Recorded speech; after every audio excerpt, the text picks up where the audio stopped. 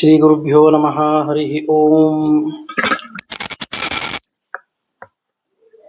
ಶಮಯನ್ ಭವ ಸಂತಾಪಂ ರಮಯನ್ ಸಾಧು ಚಾತಕಾನ್ ಕೃಷ್ಣಮೇಘಃ ಕೃಪಾ ದೃಷ್ಟಿ ವೃಷ್ಟ್ಯಾ ಪುಷ್ಣಾತು ಮಾಮಪಿ. ಶ್ರೀಮದಾನಂದ ತೀರ್ಥಾರ್ಯ ಪಾದಪಂಕಜರೇಣವಃ ಪವಿತ್ರಯಂತು ಮಾಂ ನಿತ್ಯಂ ಪಾಪಪಾಟನ ಪಂಡಿತಾಃ. ಅಸ್ಮದ್ ಗುರು ಸಮಾರಂಭಾಂ ಟೀಕಾಕೃತ್ಪಾದ ಮಧ್ಯಮಾಂ ಶ್ರೀಮದಾಚಾರ್ಯ ಪರ್ಯಂತಾಂ ವಂದೇ ಗುರು ಪರಂಪರಾಂ. ಆಪಾದಮೌಲಿ ಪರ್ಯಂತಂ ಗುರುಣಾಂ ಆಕೃತಿಂ ಸ್ಮರೇತ್ ತೇನ ವಿಘ್ನಾಃ ಪ್ರಣಶ್ಯಂತಿ ಸಿದ್ಧ್ಯಂತಿ ಚ ಮನೋರಥಾಃ. ಜನ್ಮಾದ್ಯಸ್ಯ ಯತೋನ್ಮಯಾದಿತರತಶ್ಚಾರ್ಥೇಷ್ವಭಿಜ್ಞಸ್ವರಾಟ್ ತೇನೇ ಬ್ರಹ್ಮ ಹೃದಯ ಆದಿಕವಯೇ ಮುಹ್ಯಂತಿ ಯಂ ಸೂರಯಃ. ತೇಜೋ ವಾರಿಮೃದಾಂ ಯಥಾ ವಿನಿಮಯೋ ಯತ್ರ ತ್ರಿಸರ್ಗೋ ಮೃಷಾ ಧಾಮ್ನಾ ಸ್ವೇನ ಸದಾ ನಿರಸ್ತಕುಹಕಂ ಸತ್ಯಂ ಪರಂ ಧೀಮಹಿ. ಸೃಷ್ಟಿಸ್ಥಿತ್ಯಪ್ಯಯೇಹ ನಿಯತಿದೃಷಿತಮೋ ಬಂಧಮೋಕ್ಷಾಶ್ಚ ಯಸ್ಮಾತ್ ಅಸ್ಯ ಶ್ರೀ ಬ್ರಹ್ಮರುದ್ರ ಪ್ರಭೃತಿ ಸುರನರದ್ವೀಷ ಶತ್ರುತ್ಮಕಸ್ಯ ವಿಷ್ಣೋರ್ವ್ಯಸ್ತಾಃ ಸಮಸ್ತಾಃ ಸಕಲಗುಣನಿಧಿಃ ಸರ್ವದೋಷವ್ಯಪೇತಃ ಪೂರ್ಣಾನಂದಾವ್ಯಯೋ ಯೋ ಗುರುರಪಿ ಪರಮಶ್ಚಿಂತಯೇತಂ ಮಹಾಂತಂ. ಶ್ರೀ ಗುರುಭ್ಯೋ ನಮಃ. ಸ್ವಸ್ತಿಸ್ತು ಸತಾಂ ಅಶೇಷ ಸನ್ಮಂಗಳಾನಿ ಸಂತು. ಹರಿ ಓಂ. ನಿನ್ನೆ ದಿವಸ ಶ್ರೀಕೃಷ್ಣ ಪರಮಾತ್ಮ ಅವತಾರ ಮಾಡಿದ ಕಥೆಯನ್ನು ನೋಡಿದ್ದೇವೆ. ಅದ್ಭುತವಾದ ಬಾಲಕನ ರೂಪದಲ್ಲಿ ಚತುರ್ಭುಜಗಳಲ್ಲಿ ಆಯುಧಗಳನ್ನು ಹಿಡಿದುಕೊಂಡು ಪರಮಾತ್ಮ ಸಾಲಂಕೃತವಾಗಿ ಅವತಾರ ಮಾಡಿದ ಅದ್ಭುತವಾದ ಲೀಲೆಯನ್ನು ನಾವು ಕಂಡಿದ್ದೇವೆ. ಅದಾದ ಮೇಲೆ ವಸುದೇವ ಸಾಕ್ಷಾತ್ ಪರಮಾತ್ಮನ ಆ ರೂಪವನ್ನು ಕಂಡು ಯಾವ ರೀತಿಯಾಗಿ ಸ್ತೋತ್ರ ಮಾಡಿದ, ದೇವಕಿ ಯಾವ ರೀತಿಯಾಗಿ ಸ್ತೋತ್ರ ಮಾಡಿದಳು. ಆಮೇಲೆ ತ್ವರಿತಗತಿಯಲ್ಲಿ ವಸುದೇವ ಕೃಷ್ಣನನ್ನು ಕರೆದುಕೊಂಡು ತಾನು ಯಮುನಾ ನದಿಯನ್ನು ದಾಟಿ ನಂದಗೋಕುಲಕ್ಕೆ ಹೋದದ್ದು. ಅಲ್ಲಿ ಅವನನ್ನು ಸೇರಿಸಿ ಅಲ್ಲಿಂದ ದುರ್ಗಾದೇವಿಯರನ್ನ ಅರ್ಥಾತ್ ಯಶೋದೆಗೆ ಹುಟ್ಟಿದಂತಹ ದುರ್ಗೆಯನ್ನ ಕರೆದುಕೊಂಡು ಇಲ್ಲಿ ಬಂದಿದ್ದನ್ನು ನಾವು ಕಂಡಿದ್ದೇವೆ. ಆಮೇಲೆ ಕಂಸನಿಗೆ ವಿಷಯ ಗೊತ್ತಾದ ತಕ್ಷಣ ಅವನು ಯಾವ ರೀತಿಯಾಗಿ ಆ ಮಗುವನ್ನ ಬಂಡೆಗೆ ಅಪ್ಪಳಿಸಲು ಹೋಗಿ ಆ ಮಗುವಿನಿಂದಲೇ ತಾನೇ ತನ್ನ ತಲೆಯನ್ನು ಬಂಡೆಗೆ ಅಪ್ಪಳಿಸಿದಂತೆ ಆಗಿ ಶಿಕ್ಷಿತನಾಗಿದ್ದಾನೆ. ಅಷ್ಟೇ ಅಲ್ಲದೆ ತನ್ನ ಮೃತ್ಯುವನ್ನು ತಾನು ತಿಳಿದುಕೊಂಡವನಾಗಿದ್ದಾನೆ. ಆ ಕಥೆಯನ್ನೆಲ್ಲ ನಾವು ನಿನ್ನೆ ದಿವಸ ಕೇಳಿದ್ವಿ. ಆವಾಗ ಏನೋ ಒಂದಿಷ್ಟು ಒಳ್ಳೆಯ ಸದ್ಭಾವನೆಯಿಂದ ತಂಗಿಯ ಗಂಡನ ಕ್ಷಮೆಯನ್ನ ಕೋರಿ ಅವರನ್ನ ಮುಕ್ತರನ್ನಾಗಿ ಮಾಡಿ, ಅರ್ಥಾತ್ ಬಂಧನದಿಂದ ಮುಕ್ತರನ್ನಾಗಿ ಮಾಡಿ ಮನೆಗೆ ಕಳಿಸಿದ್ದಾನೆ. ಅವರ ಕಾಲಿಗೆ ಬಿದ್ದು ಕ್ಷಮೆ ಕೇಳಿದ ನಾಟಕವನ್ನು ಆಡಿದ್ದಾನೆ. ಆಮೇಲೆ ಅದಾದ ಮೇಲೆ ಆವಾಗ ಅವನ ಮಂತ್ರಿಗಳೆಲ್ಲ ಸೇರಿ ಅವನ ಯೋಗ್ಯತೆಗೆ ಸರಿಯಾಗಿ ಯಾವ ರೀತಿಯಾದ ಶಾಸ್ತಿಯನ್ನು ಮಾಡಬೇಕು, ಅರ್ಥಾತ್ ಯಾವ ರೀತಿಯಾಗಿ ನಡೆದುಕೊಂಡ್ರೆ ಅವನು ತನ್ನ ಯೋಗ್ಯವಾದ ಇದನ್ನು ಪಡಿಬಹುದು ಹಾಗೆ ನಡೆಯುವಂತೆ ಮಾಡಿದ್ದಾರೆ. ಎಳೆಯ ಮಕ್ಕಳ, ಬಾಲಕರ, ಶಿಶುಗಳ, ಬ್ರಾಹ್ಮಣರ ಮತ್ತು ಯಜ್ಞ ಯಾಗಾದಿಗಳು ನಡೆಯುವಂತಹ ಮನೆಗಳನ್ನು ಧ್ವಂಸ ಮಾಡಬೇಕು ಎಂಬುದಾಗಿ ಸಂಚು ಮಾಡಿದ್ದಾರೆ. ಆ ಪ್ರಕಾರ ಅದನ್ನು ಆರಂಭಿಸಿದ್ದಾರೆ ಅನ್ನುವಲ್ಲಿಗೆ ನಾವು ನಿನ್ನೆ ಕಥೆಯನ್ನು ಮುಗಿಸಿದ್ದೇವೆ. ಇವತ್ತು ಅದ್ಯ ಕಥಾ ಪ್ರಸಂಗ. ಈ ಕಡೆ ನಂದಗೋಪನ ಮನೆಯಲ್ಲಿ ಏನಾಯಿತು ಅಂತ ಹೇಳ್ತಾರೆ. ಕಂಸನ ಮನೆಯಲ್ಲಿ ಇಷ್ಟೆಲ್ಲ ಆಯಿತು, ಸಮಾಲೋಚನೆ ಎಲ್ಲ ಮಾಡಿದರು. ನಂದಗೋಪನ ಮನೆಯಲ್ಲಿ ಏನು ನಡೀತು? ಮಕ್ಕಳು ಹುಟ್ಟಿದ್ದಾರೆ ಅಂದ ತಕ್ಷಣ ಅದು ಗಂಡು ಮಗು, ಕೃಷ್ಣ ತನ್ನದೇ ಮಗ ಅಂತ ತಿಳ್ಕೊಂಡಿದ್ದಾನೆ ನಂದಗೋಪ. ಅವನಿಗೆ ಗೊತ್ತೇ ಇಲ್ಲ ರಾತ್ರಿ ಎಲ್ಲ ನಡೆದ ಕಥೆ. ಬಹಳ ಸಂತೋಷ ಅವನು ಆಗಿ ಹೇಳ್ತಾರೆ, ಆಹೂಯ ವಿಪ್ರಾನ್ ದೈವಜ್ಞಾನ್ ಸ್ನಾತ ಶುಚಿರಲಂಕೃತ ವಾಚಯಿತ್ವಾ ಸ್ವಸ್ತ್ಯಯನಂ ಜಾತಕರ್ಮಾತ್ಮಜಸ್ಯ ವೈ ಕಾರಯಾಮಾಸ ವಿಧಿನ ಪಿತೃದೇವಾರ್ಚನಂ ತಥಾ. ನಂದ ಗೋಪ ಏನಿದ್ದಾನೆ ಅವನಿಗೆ ಎಷ್ಟು ಸಂತೋಷ ಆಯಿತು ಅಂತಂದರೆ, ಅವನು ಮೊದಲಿಗೆ ತಾನು ಭಗವಂತನ ಸ್ಮರಣೆಯನ್ನು ಮಾಡಿ ಬ್ರಾಹ್ಮಣರನ್ನೆಲ್ಲ ಮನೆಗೆ ಕರೆದು ತಾನು ಶುಚಿರ ಅಲಂಕೃತ, ತನ್ನನ್ನು ತಾನು ಶುಚಿಯಾಗಿ ಮಾಡಿಕೊಂಡು ಅಲಂಕಾರ ಮಾಡಿಕೊಂಡು ಪುತ್ರೋತ್ಸವ ಆಗಿದೆ, ಎಷ್ಟು ಅಲಂಕಾರ ಮಾಡ್ಕೋಬೇಕು, ಎಷ್ಟು ಸಂತೋಷ ಪಡಬೇಕು ಮಾಡಿ ಸ್ವಸ್ತಿಯನ್ನ ಅರ್ಥಾತ್ ಸ್ವಸ್ತಿ ವಾಚನವನ್ನ ಬ್ರಾಹ್ಮಣರ ಮುಖದಿಂದ ಹೇಳಿಸಿಕೊಂಡಿದ್ದಾನೆ. ಆಮೇಲೆ ಜಾತಕರ್ಮಾದಿ ಸಂಸ್ಕಾರಗಳನ್ನೆಲ್ಲ ಕೃಷ್ಣನಿಗೆ ಮಾಡಿದ್ದಾನೆ.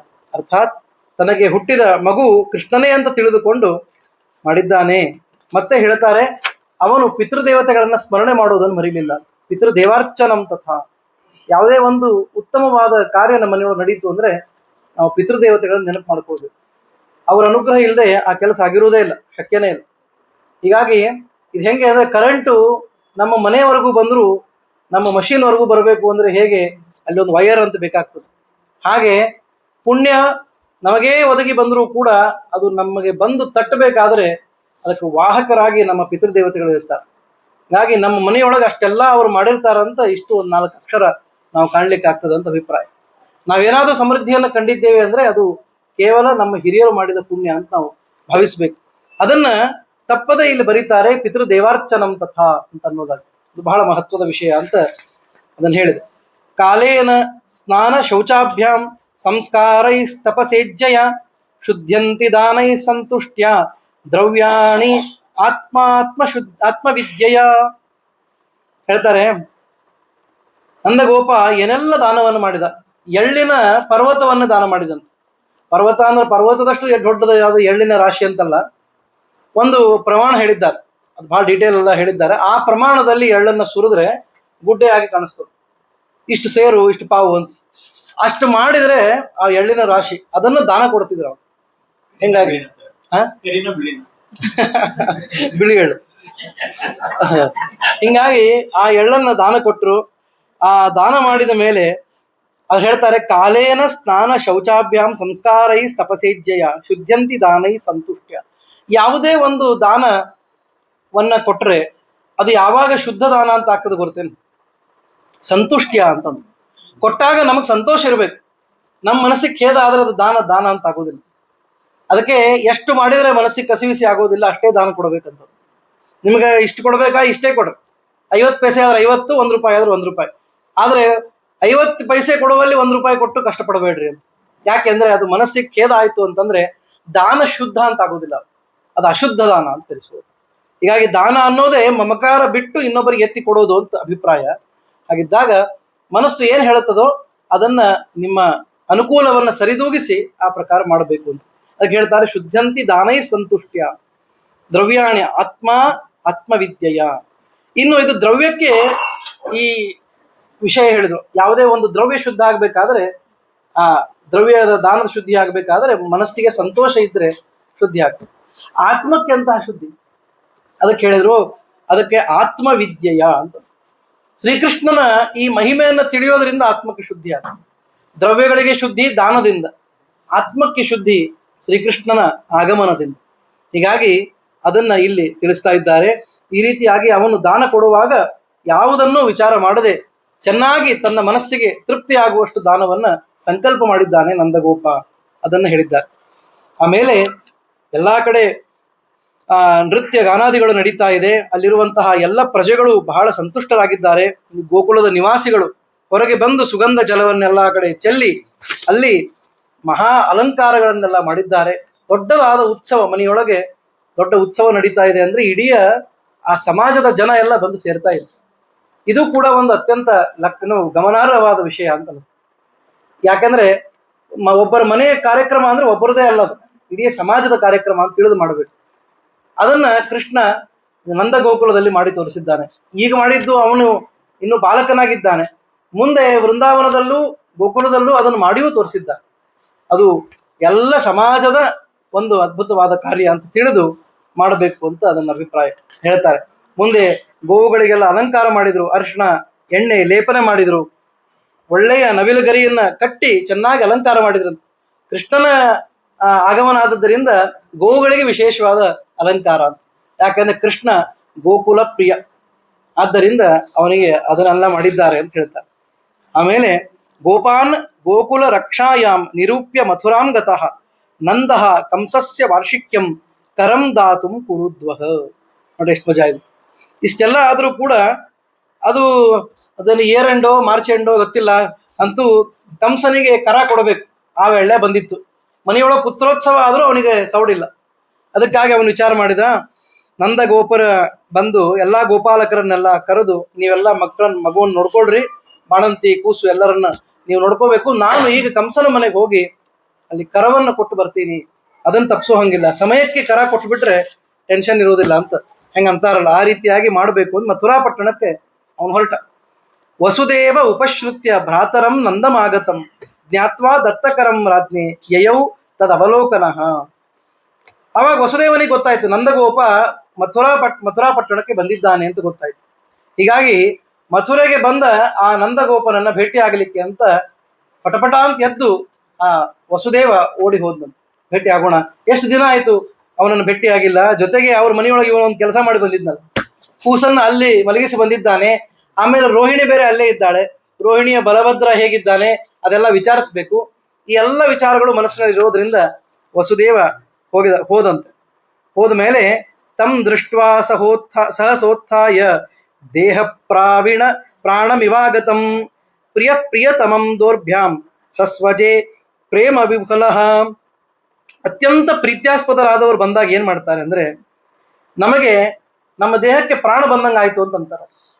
ಈಗ ಅಂತಾರೆ, ಹೆಂಗಾರ ಇಷ್ಟೊತ್ತು ನೀವೇನು ಬದುಕಿರ್ಲಿಲ್ಲೇನು ಅಂತ. ಬದುಕೇ ಇದ್ವಿ ನಾವು, ಆದ್ರೆ ನಮಗೆ ಬಹಳ ಬೇಕಾದವರು ಬಂದ ಮೇಲೆ ನಮಗೆ ಪ್ರಾಣ ಬಂದಂಗ ಆಗ್ತದೆ ಅಂತ ಹೇಗೆ ಅನಿಸ್ತದೋ ಹಾಗೆ ಎದ್ದು ನಿಂತು ಆ ನಂದಗೋಪ ಬಂದ ತಕ್ಷಣ ಅವನನ್ನ ಎರಡೂ ಕೈಗಳಿಂದ ಆಲಿಂಗನ ಮಾಡಿಕೊಂಡಿದ್ದಾನೆ. ಆಲಿಂಗನ ಮಾಡಿಕೊಂಡು ಬಹಳ ಪರಸ್ಪರವಾಗಿ ಚೆನ್ನಾಗಿ ಮಾತನಾಡ್ತಾ ಇದ್ದಾರೆ. ಒಬ್ರಿಗೊಬ್ರು ಮಾತನಾಡ್ತಾ ಹೇಳ್ತಾರೆ, ಭ್ರಾತರ್ ಮಮ ಸುತ ಕಶ್ಚಿನ್ ಮಾತ್ರಾ ಸಹ ಭವದ್ವ್ರಜೆ ತಾತಂ ಭವಂತಂ ಮನ್ವಾನೋ ಭವದ್ವ್ಯಾಂ ಉಪಲಾಲಿತಃ. ಹೇ ತಮ್ಮನೇ, ನನ್ನ ಮಗ ಬಲರಾಮ ಮತ್ತು ರೋಹಿಣಿ ಹೇಗಿದ್ದಾರೆ ನಿಮ್ಮ ಮನೆಯೊಳಗೆ ಅಂತ ಕೇಳಿ. ಕೂಸು ಹುಟ್ಟಿದೆ ಅಂತ ಸುದ್ದಿ ಬಂತು ನಮಗೆ. ರೋಹಿಣಿಗೂ ಗರ್ಭ ಸಂಜಾತನಾಗಿ ಬಲರಾಮ ಹುಟ್ಟಿದ್ದಾನೆ. ಈ ಕಡೆ ನಿನಗೂ ಕೂಡ ಪುತ್ರೋತ್ಸವ ಆಗಿದೆ. ಪುತ್ರ ಅಂತಂದಾಗ ನೋಡಿದ್ರೆ ನಿನಗೆ ಹುಡುಗಿ ಹುಟ್ಟಿತ್ತು, ನಾ ತಂದಿಟ್ಟೆ, ಏನೋ ಹೇಳಲಿಕ್ಕೆ ಹೋಗ್ಲಿಲ್ಲ. ಅದು ಹೇಳಬೇಡ ಅಂತನೂ ಅವನ ಸಂಕಲ್ಪನೆ ಇತ್ತು ಕೃಷ್ಣಂದಾದ್ದರಿಂದ ಆ ವಿಷಯ ಹೇಳಲಿಲ್ಲ. ಅವನಿಗೂ ಮಗ ಹುಟ್ಟಿದ್ದಾನೆ, ಅರ್ಥಾತ್ ತನಗೂ ಮಗ ಹುಟ್ಟಿದ್ದಾನೆ, ಮತ್ತೆ ನಿನಗೂ ಮಗ ಹುಟ್ಟಿದ್ದಾನೆ ಅಂತ ಸಂತೋಷ ಪಟ್ಟಿದ್ದಾರೆ. ಅದಕ್ಕಾಗಿ ಎಲ್ಲ ಸುಖವಾಗಿದ್ದಾರಿಲ್ಲೋ ಅಂತ ಹೇಳಿ ಒಂದಿಷ್ಟು ಅವರು ಪರಸ್ಪರ ಮಾತನಾಡಿಕೊಂಡಿದ್ದಾರೆ. ಆವಾಗ ನಂದಗೋಪ ಹೇಳ್ತಾನೆ, ಅಹೋತೆ ದೇವಕೀ ಪುತ್ರ ಕಂಸೇನ ಬಹವೋ ಹತಾಹ ಏಕಾವಶಿಷ್ಟ ಅವರಜ ಕನ್ಯಾ ಸಾಪಿ ದಿವಂಗತ. ಎಷ್ಟು ಒಳ್ಳೆಯ ಮಾತನಾಡ್ತಾ ಇದ್ದಾಗಲ ಪಟ್ಟೆ ನೆನಪಾಯ್ತು. ಏನ್ ನೆನಪಾಯ್ತು ಅಂದ್ರೆ, ಹೌದು ಅವರೆಲ್ಲ ಚೆನ್ನಾಗಿದ್ದಾರೆ, ಆದ್ರೆ ಏನ್ ಮಾಡೋದು, ದೇವಕಿದೇ ಸುದ್ದಿ ಕೇಳಿ ಬಹಳ ಬೇಜಾರಾಯ್ತು.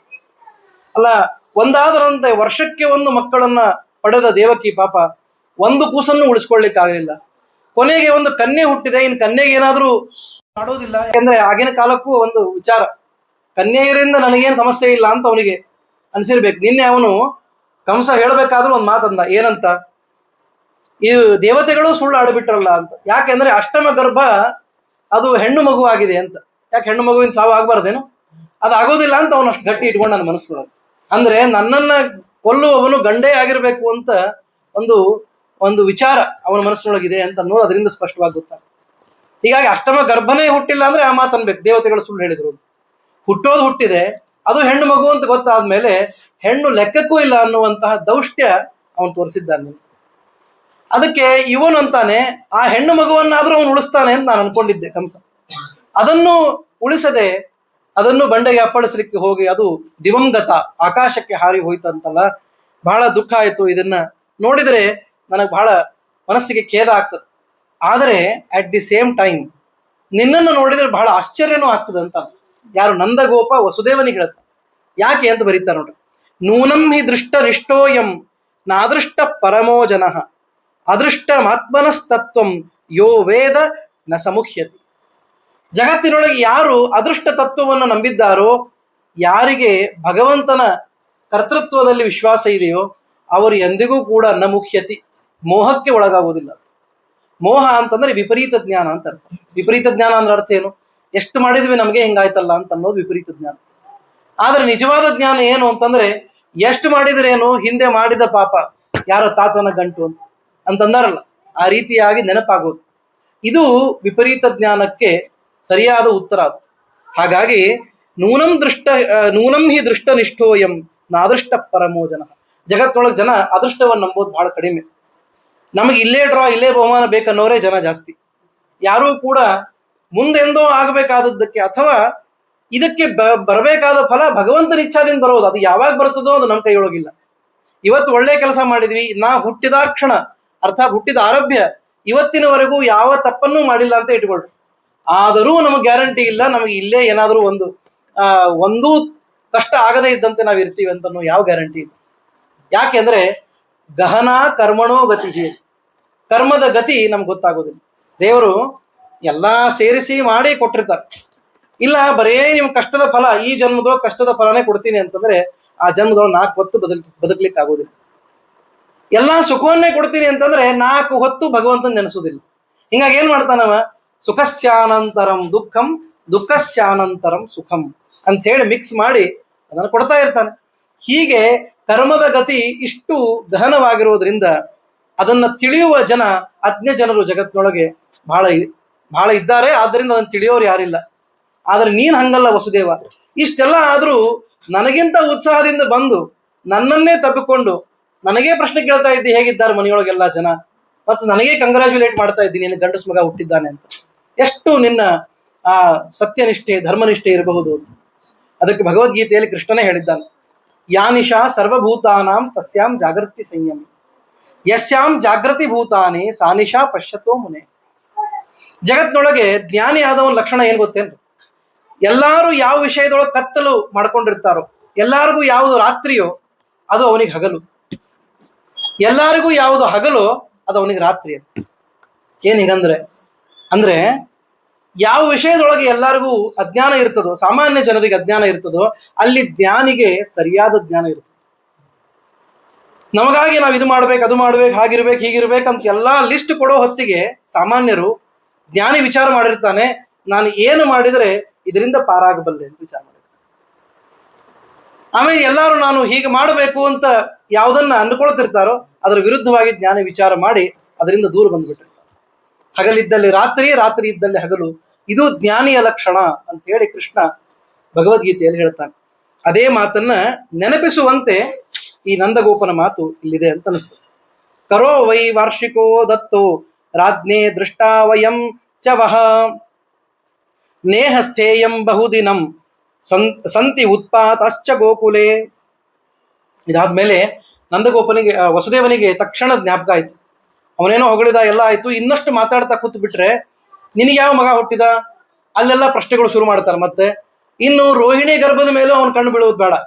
ಈಗಾಗಲೇ ದೇವಕಿ ಗರ್ಭದ ಮೇಲೆ ಬಿದ್ದು ಎಲ್ಲ 8 ಜನ ಮಕ್ಕಳು ಹೋಗಿದ್ದ. ಅದಕ್ಕಾಗಿ ಇನ್ನು ರೋಹಿಣಿಯ ಗರ್ಭದ ಮೇಲೂ ಕಣ್ಣು ಬೀಳೋದು ಬೇಡ, ಆ ವಿಷಯ ಚರ್ಚೆನೆ ಮಾಡೋದು ಬೇಡ. ಅದಕ್ಕಾಗಿ ತಕ್ಷಣಕ್ಕೆ ನೀ ಹೊರಡಬೇಕು. ಗೋಕುಲದಲ್ಲಿ ಉತ್ಪಾತಗಳು ಈಗಾಗಲೇ ಶುರು ಆಗ್ತಾ ಇವೆ. ಉತ್ಪಾತ ಅಂತಂದ್ರೆ ಕಷ್ಟಗಳು, ಅರ್ಥಾತ್ ಅಲ್ಲಿ ಆಗಬೇಕಾದ ಅನಾಹುತಗಳು ಆರಂಭ ಆಗ್ತಾ ಇದೆ. ಆ ದೃಷ್ಟಿ ಗೊತ್ತಾಗ್ತಾ ಇದೆ ನಮಗೆ. ಅದಕ್ಕಾಗಿ ಹೆಚ್ಚು ಹೊತ್ತು ಈ ಕಂಸನ ರಾಜ್ಯದಲ್ಲಿ ನೀನು ಇರೋದು ಬೇಡ ಅಂತ ಹೇಳಿದ. ಇತಿ ನಂದಾದಯೋ ಗೋಪಾಹ ಪ್ರೋಕ್ತಾಸ್ತೆ ಶೌರಿಣ ಯಯುಹು ಅನೋಭಿ ರಣಡುದ್ಯುಕ್ತೈಹಿ ತಮನುಜ್ಞಾಪ್ಯ ಗೋಕುಲಂ. ಹೀಗೆ ನಂದಗೋಪ ಮತ್ತು ಉಳಿದ ಎಲ್ಲ ಗೋಪಾಲಕರು ವಸುದೇವ ಹೇಳಿದ ತಕ್ಷಣ ಅಲ್ಲಿಂದ ಹೊರಟು ಬಿಟ್ಟು ಹೆಚ್ಚು ಮಾತು ನಿಂದಿರಲಿಲ್ಲ ಹೆಚ್ಚು ಹೊತ್ತು. ಯಾಕೆಂದ್ರೆ ಕಂಸನಿಗೆ ಗೊತ್ತಾಗಬಾರದು ಅನ್ನೋ ಕಾರಣಕ್ಕೆ ತಮ್ಮ ಮನೆಗೆ ತಕ್ಷಣಕ್ಕೆ ಹೊರಟಿದ್ದಾರೆ. ಇವರು ಹೊರಟು ಬರೋದ್ರೊಳಗೆ ಅಲ್ಲಿ ಉತ್ಪಾತ ಶುರುವಾಗಿದೆ. ಉತ್ಪಾತ ಅಂದ್ರೆ ಕಷ್ಟ ಶುರುವಾಗಿದೆ. ಏನಂತ ಮುಂದಿನ ಅಧ್ಯಾಯದಲ್ಲಿ ಹೇಳ್ತಾರೆ ನೋಡಿ. ಏನಾಯ್ತು ಅಂದ್ರೆ, ನಂದಪತಿ ವಚ ಶೌರ್ಯೈಹಿ ನಮೃಷೇತಿ ವಿಚಿಂತಯನ್ ಹರಿಂ ಜಗಾಮ ಶರಣಂ ಉತ್ಪಾತಾಗಮ ಶಂಕಿತ. ಅಲ್ಲ, ದೊಡ್ಡವರು ಯಾರಾದರೂ ಒಂದ್ ಸ್ವಲ್ಪ ಎಚ್ಚರಿಕೆ ಕೊಟ್ರೆ ಅದನ್ನ ಏನಾಗೋದಿಲ್ಲ, ಅದಕ್ಕೇನಾಯ್ತು ಅಂತ ಅನ್ಕೊಳ್ಬಾರ್ದು. ದೊಡ್ಡವರು ಹೇಳಿದ್ದಾರಲ್ಲ ಅಂತ ಹೇಳಿ ಅದನ್ನ ಸ್ಮರಣೆಗೆ ತಂದ್ಕೊಂಡು ವಸುದೇವ ಹೀಗೆ ಹೇಳಿ ಕಳಿಸಿದ್ದಾನೆ, ಗೋಕುಲದಲ್ಲಿ ಏನಾದರೂ ಸಮಸ್ಯೆ ಆದರೂ ಆಗಬಹುದು ಅಂತ. ಅದಕ್ಕಾಗಿ ದಾರಿಯೊಳಗೆ ಹರಿಯನ್ನ, ಪರಮಾತ್ಮನನ್ನ ಸ್ಮರಣೆ ಮಾಡಿದಂತೆ. ಏನೂ ಅಲ್ಲಿ ದುಃಖಾದಿಗಳು ಆಗೋದು ಬೇಡ ಅಂತ ಹೇಳಿ ಸ್ಮರಣೆ ಮಾಡಿಕೊಂಡು ಅಲ್ಲಿಂದ ಪ್ರಯಾಣವನ್ನು ಮಾಡಿದ್ದಾರೆ. ಮಥುರೆಯಿಂದ ಗೋಕುಲಕ್ಕೆ ಬರ್ತಾ ಇದ್ದಾರೆ. ಅಷ್ಟರೊಳಗೆ ಕಂಸ, ನಿನ್ನೆ ಹೇಗೆ ಅವರೆಲ್ಲ ಪ್ಲಾನ್ ಮಾಡ್ಕೊಂಡಿದ್ರು ನೀವೆಲ್ಲ ನೋಡಿದ್ದೀರಿ, ಆ ಪ್ರಕಾರವಾಗಿ ತನ್ನ ಬಾಣಗಳನ್ನು ಬಿಡ್ಲಿಕ್ಕೆ ಪ್ರಾರಂಭ ಮಾಡಿದ್ದ. ಕಂಸೇನ ಪ್ರಹಿತ ಘೋರ ಪೂತನ ಬಾಲಘಾತಿನಿ ಶಿಶುಶ್ಚಚಾರ ನಿಘ್ನಂತಿ ಪುರಗ್ರಾಮ ವ್ರಜಾದಿಷು. ಅಲ್ಲಿ ಕಂಸನಿಂದ ಪ್ರೇರೇಪಿಸಲ್ಪಟ್ಟಂತಹ ಒಬ್ಬ ಸ್ತ್ರೀ ಇದ್ದಾಳೆ, ಅವಳು ಪೂತನ ಅಂತ ಹೇಳಿ.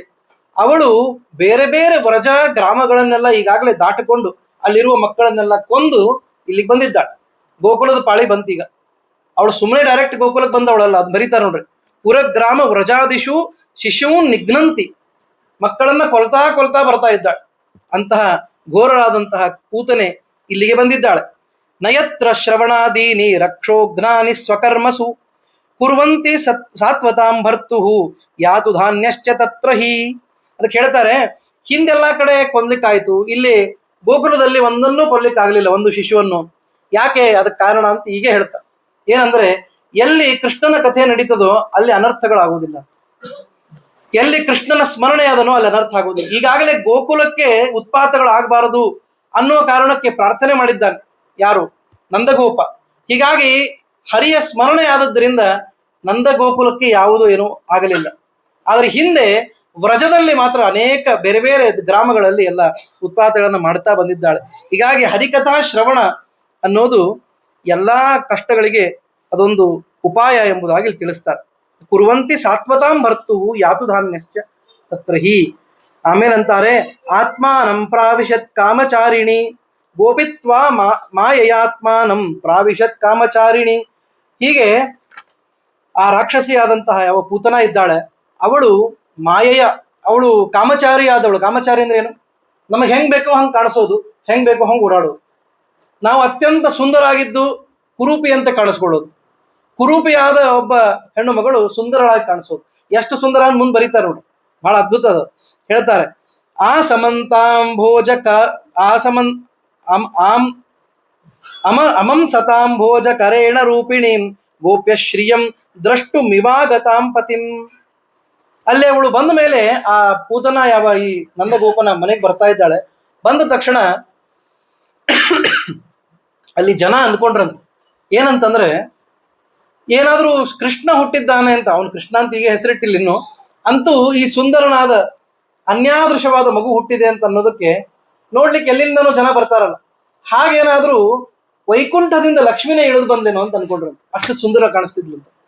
ಪೂತನ ಎಷ್ಟು ಚೆನ್ನಾಗಿ ಕಾಣಿಸ್ತಿದ್ಲು ಅಂದ್ರೆ, ಗೋಪ್ಯ ಶ್ರಿಯಂ ದ್ರಷ್ಟು ಮಿವಾಗತಾಂ ಪತಿಂ, ತನ್ನ ಪತಿಯಾದ ಆ ಕೃಷ್ಣನನ್ನ ನೋಡ್ಲಿಕ್ಕೆ ಲಕ್ಷ್ಮಿನೇ ಇಳಿದು ಬಂದಿದ್ದಾಳು ಅಂತ ಹೇಳಿ ವಿಚಾರ ಮಾಡಿದ್ವಿ. ಯಾಕೆಂದ್ರೆ ಅದು ಮಾಯಾ. ಮಾಯಾ ಅಂದ್ರೆ ಹಂಗಿರ್ತದೆ. ಆ ಮಾಯೆಯಲ್ಲಿ ಲಕ್ಷ್ಮಿ ಅಂತ ಕಾಣಿಸ್ತಾ ಇದ್ದಾಳೆ ಅಂದ್ರೆ ಇನ್ನ ಕೈಯೊಳಗೆ ಕೂಸ್ಕೊಡೋದಿಲ್ಲ, ಅವಳು ಕೊಟ್ಟೆ ಕೊಡ್ತಾಳೆ. ಅಂತಹ ಒಂದು ಸೌಂದರ್ಯವನ್ನು ಅವಳು ತೋರಿಸ್ತಾ ಇದ್ದಾಳೆ. ಮುಂದೆ ಹೇಳ್ತಾರೆ,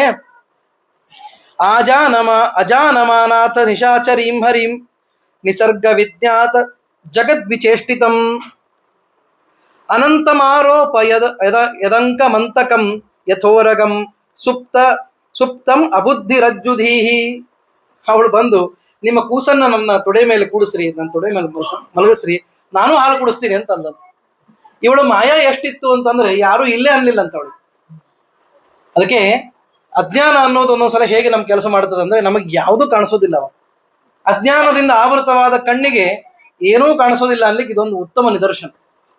ಅದಕ್ಕಂತಲ್ಲ, ಕಾಮಾತುರಾಣಂ ನ ಭಯಂ ನ ಲಜ್ಜಾ. ಇದೇ ಕಾರಣ ಅವರಿಗೆ ಒಂದ್ಸಲ ಕಣ್ಣಿಗೆ ಪೊರೆ ಬಂದ್ಬಿಡ್ತು ಅಂದ್ರೆ ಏನೂ ಕಾಣಿಸೋದಿಲ್ಲ. ಹಂಗಾಯ್ತಂತೆ. ಎಲ್ಲರೂ ಸೇರಿ ಸಂತೋಷಪಟ್ಟು ಅವಳಿಗೆ ಆ ಕೂಸನ್ನ ಕೊಟ್ರಂತ. ಆದ್ರೆ ಅದು ಹೆಂಗ್ ಕಾಣಿಸ್ತಾ ಇತ್ತು ಅಂತ ವೇದವ್ಯಾಸರಂತಾರೆ, ಹಗ್ಗವನ್ನ ಅಲ್ಲ, ನಿಜವಾದ ಹಾವನ್ನ ಹಗ್ಗ ಅಂತ ತಿಳ್ಕೊಂಡು ತೊಡೆ ಮೇಲೆ ಇಟ್ಕೊಂಡೇನೋ ಅವಳು ಅಂತ ಅನಿಸ್ತದೆ. ಹಗ್ಗವನ್ನ ಹಾವು ಅಂತ ನೋಡಿ ಗಾಬರಿ ಆಗೋರು ನಾವು ಅಲ್ಲ, ಹಾವೇ ಅದು. ಅಂದ್ರೆ ಇವಳನ್ನ ಕೊಲ್ಲುವ ಹಾವು, ಅದನ್ನ ಹಗ್ಗ ಅಂತ ತಿಳ್ಕೊಂಡು ತನ್ನ ಅಂಕದ ಮೇಲೆ, ತೊಡೆಯ ಮೇಲೆ ಅದನ್ನ ಇಟ್ಟುಕೊಂಡ್ಲೇನೋ ಅನ್ನುವಂತೆ ಕಾಣಿಸ್ತಾ ಇದೆ. ಯಾಕೆ ಅಂದ್ರೆ ಇವಳು ಬಂದವಳು ಯಾರು ಅನ್ನೋದನ್ನ ನಿಸರ್ಗ ವಿಜ್ಞಾತ ಜಗದ್ವಿಚೇಷ್ಟಿತಂ, ಜಗತ್ತನ್ನೆಲ್ಲ ಚೆನ್ನಾಗಿ ಬಲ್ಲಂತಹ ಶ್ರೀಹರಿಗೆ ಇದ್ಯಾವುದು ದೊಡ್ಡದಲ್ಲ ಅಂತ ಅವ್ರು ತಿಳಿಲಿಲ್ಲ ಅಂತ. ಆವಾಗ ತಾಯಿ ಬಂದು ನೋಡ್ತಾಳೆ, ಯಾರ್ದೋ ತೊಡೆ ಮೇಲೆ ಮಗುವನ್ನು ಕೊಟ್ಟಿದ್ದಾರೆ. ಈ ಗೋಪಿಗಳ ಉಪಯಾಸ್ತಿಯರೆಲ್ಲ ಕೊಟ್ಟಾರ. ಅದನ್ನು ಕೊಟ್ಟಿದ್ದನ್ನು ನೋಡಿ ಅವಳು ಕೂಡ ಬಂದು ಸ್ತಬ್ಧಳಾಗಿ ನಿಂತು ಬಿಟ್ಲ. ಯಾಕೆಂದ್ರೆ ಅವಳ ಸೌಂದರ್ಯ ಹಿಂದೆ ಹೇಳಿದ್ರಲ್ಲ, ಸೌಂದರ್ಯ ಮತ್ತು ಮಾಯಾ ಮತ್ತು ಶ್ರೀಕೃಷ್ಣನ ಇಚ್ಛಾ. ಮಾಯಾ ಅಂದ್ರೆ ಇಚ್ಛಾನೇ. ಹೀಗೆಲ್ಲ ಆಗಿರೋದ್ರಿಂದ ಅದು ಆ ತಾಯಿ, ಸ್ವಂತ ತಾಯಿಗೂ ಕೂಡ ಇವಳು ಬಂದವಳು ದುಷ್ಟಳು ಅಂತ ಗೊತ್ತೇ ಆಗಲಿಲ್ಲ ಅಂತಂತ. ಅದಕ್ಕಾಗಿ ಅವಳು ಸ್ತಬ್ಧಳಾಗಿ ನಿಂತು ಬಿಟ್ಲು. ತಸ್ಮಿನ್ ಸ್ತನಂ ದುರ್ಜರ ವೀರ್ಯ ಮುಲ್ಬಣಂ ಘೋರಾಂಕಮಾದಾಯ ಶಿಶೋರ್ದದಾವಥ. ತನ್ನ ಎದೆ ಹಾಲನನ್ನ ಕೊಡುವ ನೆಪದಲ್ಲಿ ಉಲ್ಬಣವಾದ ವಿಷಯವನ್ನ ಅವನಿಗೆ ಉಣಿಸಿದ್ದಾಳೆ. ಕೃಷ್ಣನಿಗೆ ವಿಷವನ್ನು ಕೊಟ್ಟರೆ ಏನಾಗಬೇಕು? ಗಾಢಂ ಕರಾಭ್ಯಾಂ ಭಗವಾನ್ ಪ್ರಪೀಡ್ಯ ತತ್ ಪ್ರಾಣೈ ಸಮಂ ರೋಷ ರೋಷ ಸಮನ್ವಿತೋಪವಿತ್ ಅಪಿಬತ್. ಏನಂದ್ರೆ ಅವನು ಹಾಲು ಕುಡಿಲಿಕ್ಕೆ ಪ್ರಾರಂಭ ಮಾಡಿದ್ನಂತ. ವಿಷವನ್ನೇ ಕುಡಿದ, ಹಾಲನ್ನೇ ಕುಡಿದ, ವಿಷದ ಹಾಲನ್ನ. ಆವಾಗ ವಿಷದ ಹಾಲನ್ನು ಕುಡಿಯೋದರ ಜೊತೆಗೆ ಅವಳ ಪ್ರಾಣವನ್ನು ಕುಡಿದ್ಬಿಟ್ಟ. ಹೀಗಾಗಿ ಅವಳು ಜೋರಾಗಿ ಕೂಗ್ತಾ ಇದ್ದಾಳಂತ. ಎಷ್ಟು ಜೋರಾಗಿ ಕೂಗಿದ್ಲು ಅಂತ ಹೇಳ್ತಾರೆ. ಸಾ ಮುಂಚೇತಿ ಗಿರಾ ಪ್ರಭಾಷಿಣಿ. ಬಿಟ್ಟು ಬಿಡು ನನ್ನ ಜೋರಾಗಿ ಕೂಗ್ಲಿಕ್ಕೆ ಶುರು ಮಾಡಿ. ಅಲ್ಲ ಪಾಪ ನಾಜೂಕಾಗಿರುವ ಹೆಣ್ಮಗಳು, ಹೆಜ್ಜೆಯ ಮೇಲೆ ಹೆಜ್ಜೆ ಇಟ್ಟು ಬಂದವಳು ಜೋರಾಗಿ ಕೂಗ್ತಾ ಇದ್ದಾಳೆ ಅಂತಂದ್ರೆ ಇದೇನು ಆಶ್ಚರ್ಯ ಅಂತ ನೋಡ್ತಾ ಅವಳು ನಿಜರೂಪಕ್ಕೆ ಬಂದ್ಬಿಟ್ಟ. ನಿಜರೂಪ ಅಂತಂದ್ರೆ ಯಾವ ಮಟ್ಟದ್ದು ಅಂತಂದ್ರೆ ಹೇಳ್ತಾರೆ, 3 ಆಕಳು ಕೂಗಿದಷ್ಟು ಜಾಗ ಎಷ್ಟು ಬೇಕೋ ಅಷ್ಟು ದೂರದ ಅವಳ ದೇಹ ಇತ್ತದು. ತ್ರಿಗವ್ಯೂತಿ ಅಂತ. ಗವ್ಯೂತಿ ಅಂದ್ರೆ ಆಕಳ ಕೂಗುವಷ್ಟು ದೂರ. ಆಕಳು ಕೂಗಿದ್ರೆ ಬಹಳ ಜೋರ್ ಕೇಳಿಸ್ತದೆ ಏನ್ರಿ. ಅಂದ್ರೆ ಅದು ಹೆಚ್ಚು ಕಡಿಮೆ 1 ಕಿಲೋಮೀಟರ್ 2 ಕಿಲೋಮೀಟರ್ ತನ ಇರ್ತದೆ ಅಂತ ಇಟ್ಕೊಳ್ರಿ. ಅಷ್ಟು ಇಂಟು 3 ಅಷ್ಟು ದೊಡ್ಡದಾದ ದೇಹ ಅವಳದು. ಇವನು ಯಾವಾಗ ಅವಳ ಹಾಲನ್ನು ಕುಡಿಯೋದರ ನೆಪದಲ್ಲಿ ಅವಳ ಪ್ರಾಣವನ್ನೇ ಹೀರಿಬಿಟ್ಟನೋ ಆವಾಗ ಅವಳು ಜೋರಾಗಿ ಕೆಳಗೆ ಬಿಡು ಅಂತ ಹೇಳಿ ಬೀಳ್ತಾ ಇದ್ದಾಳೆ. ಬಿದ್ದ ತಕ್ಷಣ ಅವಳು ಬೀಳುವಾಗ ಅಲ್ಲಿರುವ ನಡುವ ಬಂದಂತಹ ವೃಕ್ಷಗಳು, ಪ್ರಾಣಿಗಳೆಲ್ಲ ಅದರ ಕೆಳಗೆ ಅವು ಸತ್ತು ಹೋಗ್ಬಿಟ್ಟು. ಅಷ್ಟು ದೊಡ್ಡದಾದ ದೇಹ ಅವಳು ಬಿದ್ದು ಬಿಡ್ತು ಅಂತ ಹೇಳ್ತಾರೆ. ಪತಮಾನೋಪಿ ತದ್ದೇಹ ಸ್ತ್ರೀ ಗವ್ಯೂತ್ಯಂತರ ದ್ರುಮಾನ್. ದಾರಿಯೊಳಗಿರುವ ದ್ರುಮಾನ್, ಮರ ಗಿಡ ಎಲ್ಲವೂ ಪುಡಿ ಆಯಿತಂತೆ. ಅಷ್ಟು ದೊಡ್ಡದಾದ ದೇಹ, ಅವಳ ಶವ ಅಲ್ಲಿ ಬಿತ್ತು. ಚೂರ್ಣಯಾಮಾಸ ರಾಜೇಂದ್ರ ಮಹದಾಸೀತ್ ತದದ್ಭುತಂ. ಇದು ಮಹಾ ಅದ್ಭುತವಾಗಿತ್ತಂತ ನೋಡ್ಲಿಕ್ಕೆ. ಸಣ್ಣ ಕೂಸು ಅವಳ ಹಾಲನ್ನು ಹೀರಿ ಹಿಂಗ್ ಮಾಡಿತು. ಆಮೇಲೆ ಏನ್ ಮಾಡ್ಬೇಕು ಕೃಷ್ಣ? ತಾಯೆಲ್ಲೋ ಪಕ್ಕದಾಗಿಲ್ಲ, ಅವಳ ದೊಡ್ಡ ದೇಹದ ಎದೆಯ ಮೇಲೆ ಕೂತು ಆರಾಮಾಗಿ ಆಟ ಆಡ್ತಾ ಇದ್ದ ಮಲಗಿಕೊಂಡು. ಸಣ್ಣ ಕೂಸರು, ಈಗ ತಾನೇ ಹುಟ್ಟಿದ ಕೂಸು ಮಲಗಿ ಅದೇ ಎದೆಯ ಮೇಲೆ, ಅವಳ ಶವದ ಎದೆಯ ಮೇಲೆ ಆಟ ಆಡ್ತಾ ಇದ್ದ. ಒಂಥರ ಇದು ಪ್ರಳಯ ಕಾಲವನ್ನು ನೆನಪು ಮಾಡಿಕೊಡುವ ಹಂಗಿತ್ತೇನೋ ಅಂತ ಅನಿಸ್ತದೆ. ಜಗತ್ತೆಲ್ಲವೂ ತಾನು ಪ್ರಾಣ ಬಿಟ್ಟಾಗ, ಅರ್ಥಾತ್ ತನ್ನ ದೇಹವನ್ನ ಬಿಟ್ಟಾಗ ಭಗವಂತ ನರ್ತನ ಮಾಡ್ತಾನಲ್ಲ ನರಸಿಂಹ ರೂಪದಿಂದ, ಹಾಗೆ ಕಾಣಿಸ್ತಾ ಇತ್ತು ಇದು ಅಂತ ಹೇಳ್ಬೋದು. ಅಂತಹ ಅದ್ಭುತವಾದಂತಹ, ಅದಕ್ಕೆ ಅವ್ರು ಹೇಳಿದ್ರು ಅವಳು ಬಿದ್ದದ್ದನ್ನು ಹೇಳ್ತಾ ಇದ್ದಾರೆ. ತದ್ ಅದ್ಭುತಂ ಅಂತ ಹೆಂಗಂತ ಕಾರಣ ಅಂದ್ರೆ ಶ್ರೀ ಕೃಷ್ಣ ಆ ರೀತಿಯಾಗಿ ಅದ್ಭುತವಾಗಿ ತೋರ್ತಾ ಇದ್ದಾನೆ ಅಂತ. ಹೀಗಾಗಿ ಇದು ಒಂದು ವಿಚಿತ್ರ ಆ ಕಾಲಕ್ಕೆ ನಡೀತು ಅಂತ ಹೇಳ್ತಾ ಇದೆ. ಬಾಲಂ ಚ ತಸ್ಯ ಉರಸಿ ಕ್ರೀಡಯಂತಂ ಅಕುತೋ ಭಯಂ. ಅವಳ ಮೇಲೆ ಬಾಲಕನಾಗಿ ಆಟ ಆಡುತ್ತಿರುವಂತಹ ಅವನಿಗೆ ಯಾವ ಭಯ ಇರ್ಲಿಕ್ಕೆ ಶಕ್ಯ? ಭಯ ನಿವಾರಣ ಅಂತ ಪರಮಾತ್ಮನ ಕರೀತಾರೆ. ದಯಮಾಡಿ ಸಲಹಯ್ಯ ಭಯ ನಿವಾರಣನೆ, ಹಯವದನೆ ನಿನ್ನ ಚರಣ ನಂಬಿದೇನೋ ಅಂತ ಹೇಳಿ ಕೇಳಿದ್ದಾರಲ್ಲ, ಹಾಗೆ ಭಯ ನಿವಾರಣ ಆಗುವಂತಹ ಪರಮಾತ್ಮನಿಗೆ ಯಾವ ಭಯ ಇರ್ಲಿಕ್ಕೆ ಶಕ್ಯ? ಆದರೆ ಗೋಪಿಕಾ ಸ್ತ್ರೀಯರಿಗೆ ಮಾತ್ರ ಬಹಳ ಭಯ ಆಯ್ತಂತೆ. ಇದೇನು ಯಾವತ್ತೂ ನೋಡದೇ ಇದ್ದಂತಹ ಒಂದು ವಿಚಿತ್ರ ನಡೀತಲ್ಲ ಇಲ್ಲಿ. ಯಾರೋ ಒಬ್ಬ ರಾಕ್ಷಸಿ ಬಂದು ಅದು ಇಂತಹ ಸುಂದರ ರೂಪದಲ್ಲಿ ಅನ್ಯಾಯ ಮಾಡಿದ್ಲಲ್ಲ ಅಂತ ಹೇಳಿ ಮೊದಲಿಗೆ ಓಡಿ ಬಂದ ಮೊದಲು ಕೂಸನ್ ತಕೊಂಡ್ಬಿಟ್ರಂತ. ಬಾವಿ ದಂಡಿ ಮೇಲೆ ಕೂತ ಕೂಸನ್ ಹೆಂಗ್ ತಕ್ಕೋತಾರಲ್ಲ, ಏನೂ ಮಾತಾಡದೆ ಮೊದಲಿಗೆ ಎಳ್ಕೊಂಡ್ ಬಿಟ್ರಂತ. ಎಳ್ಕೊಂಡು ಆ ಕೂಸನ್ನ ಕರ್ಕೊಂಡು ಬಂದು ಮೊದಲಿಗೆ ದೃಷ್ಟಿ ತೆಗೆದ್ರಂತೆ. ಯಾವ ರೀತಿ ದೃಷ್ಟಿ ತೆಗೆದ್ರು ಅಂದ್ರೆ ಹೇಳ್ತಾರೆ, ನಾವೆಲ್ಲ ಮನೆಯೋ ತೆಗಿತೀವಲ್ಲ ಹಂಗಲ್ಲ. ಆಕಳಿನ ಆ ಸಮೂಹದ ಹಿಂದೆ ಹೋಗಿ ಅವುಗಳ ಪುಚ್ಛವನ್ನ ತೆಗೆದುಕೊಂಡು ಆ ಪುಚ್ಛದಿಂದ ದೃಷ್ಟಿ ತೆಗೆದು ಹೇಳ್ತಾರೆ ನೋಡ್ರಿ. ರಕ್ಷಾಂ ವಿದಧಿರೇ ಸಮ್ಯಕ್ ಗೋಪುಚ್ಛ ಭ್ರಮಣಾದಿವಿಹಿ. ಭ್ರಮಣ ಅಂದ್ರೆ ದೃಷ್ಟಿ ತೆಗೆಯೋದು. ನಾವು ಶಂಖ ಭ್ರಮಣ ಮಾಡ್ತೀವಿ ದಿನ ದೇವರಿಗೆ, ಶಂಖದಿಂದ ದೃಷ್ಟಿ ತೆಗಿತೀವಿ ನಾವು. ಅವನಿಗೆ ಗೋಪುಚ್ಛದಿಂದ ದೃಷ್ಟಿ ತೆಗೆದ. ಎರಡೂ ಒಂದೇ, ಏನೂ ವ್ಯತ್ಯಾಸ ಇಲ್ಲ. ಶಂಖದೊಳಗೂ ಲಕ್ಷ್ಮಿ ಇದ್ದಾಳೆ, ಗೋಪುಚ್ಛದಲ್ಲೂ ಲಕ್ಷ್ಮಿ ಇದ್ದಾಳೆ. ಗೋವಿನ ಬಾಲದಲ್ಲಿ, ಪುಚ್ಛದಲ್ಲಿ, ಆಕಳಿನ ಗೋಮಯದಲ್ಲಿ ಲಕ್ಷ್ಮಿ ಇದ್ದಾಳೆ ನಿಮ್ಗೆ. ಹೀಗಾಗಿ ಭಗವಂತನಿಗೆ ಗಾವೋಮೇ ಅಗ್ರತಃ ಸಂತು ಗಾವೋಮೇ ಸಂತು ಪೃಷ್ಠತಃ ಗಾವೋಮೇ ಪಾರ್ಶ್ವತಃ ಸಂತು ಗವಾಂ ಮಧ್ಯೆ ವಸಾಮ್ಯಹಂ. ಅಂತೆ ಅವನ ಸಂಕಲ್ಪ ಇರೋದು. ನನ್ನ ಮುಂದೆ ಆಕಳಿಡ್ರಿ, ನನ್ನ ಹಿಂದೆ ಆಕಳಿಡ್ರಿ, ಸುತ್ತಲೂ ಆಕಳಿರ್ಲಿ, ಆ ಮಧ್ಯದೊಳಗೆ ನಾನು ಇರಬೇಕು ಅಂತ ಇಚ್ಛೆ ಪಟ್ಟವನು ಇವನು. ಗ್ರಂಥಗಳ ಮಧ್ಯದಲ್ಲಿ ಇಚ್ಛೆ ಪಟ್ಟವರು ವೇದವ್ಯಾಸರು, ಅವರು ವಾಸಿಷ್ಠ ಕೃಷ್ಣ. ಆಕಳಿನ ಮಧ್ಯದಲ್ಲಿ ಇರಬೇಕು ಅಂತ ಇಚ್ಛೆ ಪಟ್ಟವನು ಶ್ರೀಕೃಷ್ಣ, ಅವನು ಗೋಪಾಲಕೃಷ್ಣ.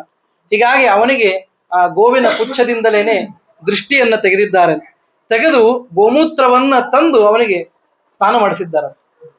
ನಮ್ಮಲ್ಲಿ ಗೋಮೂತ್ರ ಅದು ಯಾವ್ದ್ರೊಳಗೆ, ಪಂಚಗವ್ಯದೊಳಗಿನ ಗೋಮೂತ್ರ ತಗೊಳ್ಳೋದೇ ಕಷ್ಟ ಇರುತ್ತೆ. ಎಲ್ಲಾ ಹಾಕಿ ಆಚಾರ ಸ್ವಲ್ಪ ಹಾಲು ಹಚ್ಚಿಗೆ ಹಾಕ್ಬಿಡ್ರಿ, ಅದ್ರೊಳಗೆ ಬರೋದೇ ಬೇಡ ಅಂತ. ಅಲ್ಲ ಇನ್ನು ತಗೊಳ್ಳೋದೇ ಹಾಕಿ ಬರ್ತೀನಿ, ಹಾಲೇ ಕುಡಿದ್ ಬಿಡ್ರಿ ಆಯ್ತು ಹೋಗೋದು. ಇಲ್ಲ ಅವ್ರು ಅದು ಹೇಳದಷ್ಟು ಪ್ರಮಾಣ ಹಾಕಿದ್ರೆ ಅದ್ರೊಳಗೆ ಅಷ್ಟಷ್ಟು ಗೋಮಯ ಅಷ್ಟಷ್ಟು ಗೋಮೂತ್ರ ಹಾಕಿಬಿಟ್ರೆ ದೂರದಿಂದ ನಮಸ್ಕಾರ ಮಾಡ್ಬಿಡ್ತಾರೆ. ಯಾರೂ ಬೇಡ, ತಗೊಂಡಿ ನಾವೆಲ್ಲ ತಗೊಂಡಿವಿ ಇಷ್ಟಂತ ಅಂದ್ರೆ ಬಾಯಲ್ಲಿ ಅಂದ್ರೂ ಆಗ್ತದಂತಾರಲ್ಲ ಕೆಲವು ಸಲ, ಸಂಕಲ್ಪ ಮಾತ್ರ ಆತಂತ ಹಿಂಗ ಹಂಗ ತಗೊಂಡಿವಿ ಅಂತ ಹೇಳ್ಬಿಡ್ತಾರೆ ಬಾಯಿಂದ. ಅಲ್ಲ, ಕೃಷ್ಣನಿಗೆ ಗೋಮೂತ್ರದಿಂದಲೇ ಅಭಿಷೇಕ ಮಾಡಿದ್ದ. ಹೇಳ್ತಾರೆ, ಗೋಮೂತ್ರೇಣ ಸ್ನಾಪಯಿತ್ವ ಪುನರ್ಗೋ ರಜಸಾರ್ಭಕಂ ರಕ್ಷಾಂ ಚಕ್ರು ಘೋಷಕೃತ ದ್ವಾದಶಾಂಗೇಶು ನಾಮಭಿಹಿ. ಇಷ್ಟೆಲ್ಲ ಮಾಡಿ ಗೋಮಯದಿಂದ ಅದನ್ನ ತೀಡಿ 12 ದ್ವಾದಶ ನಾಮಗಳನ್ನು ಹಚ್ಚಿದ್ರು. 12 ನಾಮಗಳ ಗೋಮಯದ ನಾಮ ಯಾರೇ ಒಬ್ಬರು ಹಚ್ಕೊಂಡಿವೆ ನೋಡಿ. ಗೋಮಯ ಸ್ನಾನ ಅಂತ ಬರ್ತದ ನಾಳೆ ಶ್ರಾವಣ ಮಾಸದೊಳಗೆ. ಇದ್ರೊಳಗೆ ಯಾವಾಗ ಶ್ರಾವಣಿ ಅಂತ ಮಾಡ್ತೀವಲ್ಲ, ಗಂಡಸರು ಗೋಮಯ ಸ್ನಾನ ಮಾಡ್ರಿ ಎಲ್ಲಾರು ಅವ್ನ ಕೂಡ ನಮಗೆ ಇಷ್ಟ ಕೇಳ್ರಿ, ಇಷ್ಟ ಇದ್ರಾಗ 4 ಮಂದಿ ಹಂಚ್ಕೊಂಡ್ಬಿಡ್ತೀವಿ ಅಂತ. ಇರೋದೇ ಎಷ್ಟು ಇರ್ತದ ಅದು ಗೋಮಯ, 4 ಮಂದಿ ಹಂಚಿರ್ತಾರ ಅದನ್ನ. ಯಾಕಂದ್ರೆ ಗೋಮಯ ಸ್ನಾನ ಅಂದ್ರೆ ಅಷ್ಟು ಭಯ, ಹಂಗಿರ್ತದ. ಅದೇ ಗೋಮಯದಿಂದ ಅವನಿಗೆ ಕೇಶವಾದಿ ನಾಮಗಳಿಂದ ಕೇಶವ, ನಾರಾಯಣ, ಮಾಧವ, ಗೋವಿಂದ ಎಲ್ಲ ನಾಮಗಳನ್ನು ಹೇಳ್ತಾ ಆ ಕೇಶವಾದಿ ನಾಮಗಳಿಂದ 12 ನಾಮಗಳನ್ನು ಬರೆದಿದ್ದಾರೆ. ಕಾರಣ ಎಲ್ಲದರೊಳಗೂ ಲಕ್ಷ್ಮೀ ಸನ್ನಿಧಾನ. ಹೀಗಾಗಿ ಮಾಡುವ ಪಾತ್ರೆಗಳಲ್ಲಿ ಲಕ್ಷ್ಮೀ ಸನ್ನಿಧಾನವನ್ನು ಚಿಂತನೆ ಮಾಡ್ತೀವಿ, ಅವನ ಪೀಠದಲ್ಲಿ ಲಕ್ಷ್ಮೀ ಸನ್ನಿಧಾನ ಚಿಂತನೆ ಮಾಡ್ತೀವಿ. ದೇವ ಪೂಜಾ ಅಂದ್ರೇನೆ ಲಕ್ಷ್ಮೀ ದ್ವಾರ ಮಾಡುವ ಪೂಜಾ. ಆದ್ದರಿಂದ ಅವರು ದೃಷ್ಟಿ ತೆಗೆದ್ರು ಏನ್ ಭಗವಂತನ ಪೂಜಾನೇ ಮಾಡಿದ್ರು ಅನ್ನುವಂತೆ ಈ ಕಾರ್ಯ ನಡೀತು ಅಂತ ಹೇಳ್ತಾರೆ. ಯಾಕೆಂದ್ರೆ ಮಾಡಿದ್ದೆಲ್ಲವೂ ಲಕ್ಷ್ಮಿಯ ಮುಖಾಂತರವೇ ಮಾಡಿದ್ದಾರೆ, ಈ ಅಭಿಪ್ರಾಯ ಬಹಳ ಚೆನ್ನಾಗಿ ಅದನ್ನು ಬರೀತಾರೆ. ಇಂದ್ರಿಯಾಣಿ ಹೃಷಿಕೇಶ ಪ್ರಾಣಾನ್ ನಾರಾಯಣೋವತು ಶ್ವೇತದ್ವೀಪ ಪತಿಶ್ಚಿತ್ತಂ ಮನೋ ಯೋಗೇಶ್ವರೋವತು. ಅದಕ್ಕೆ ಹೇಳ್ತಾರೆ, ಕೂಸಿನ ಇಂದ್ರಿಯಗಳಿಗೆ ಒಂದೊಂದೇ ರಕ್ಷಾವನ್ನು ಹೇಳ್ತಾ ಇದ್ದ.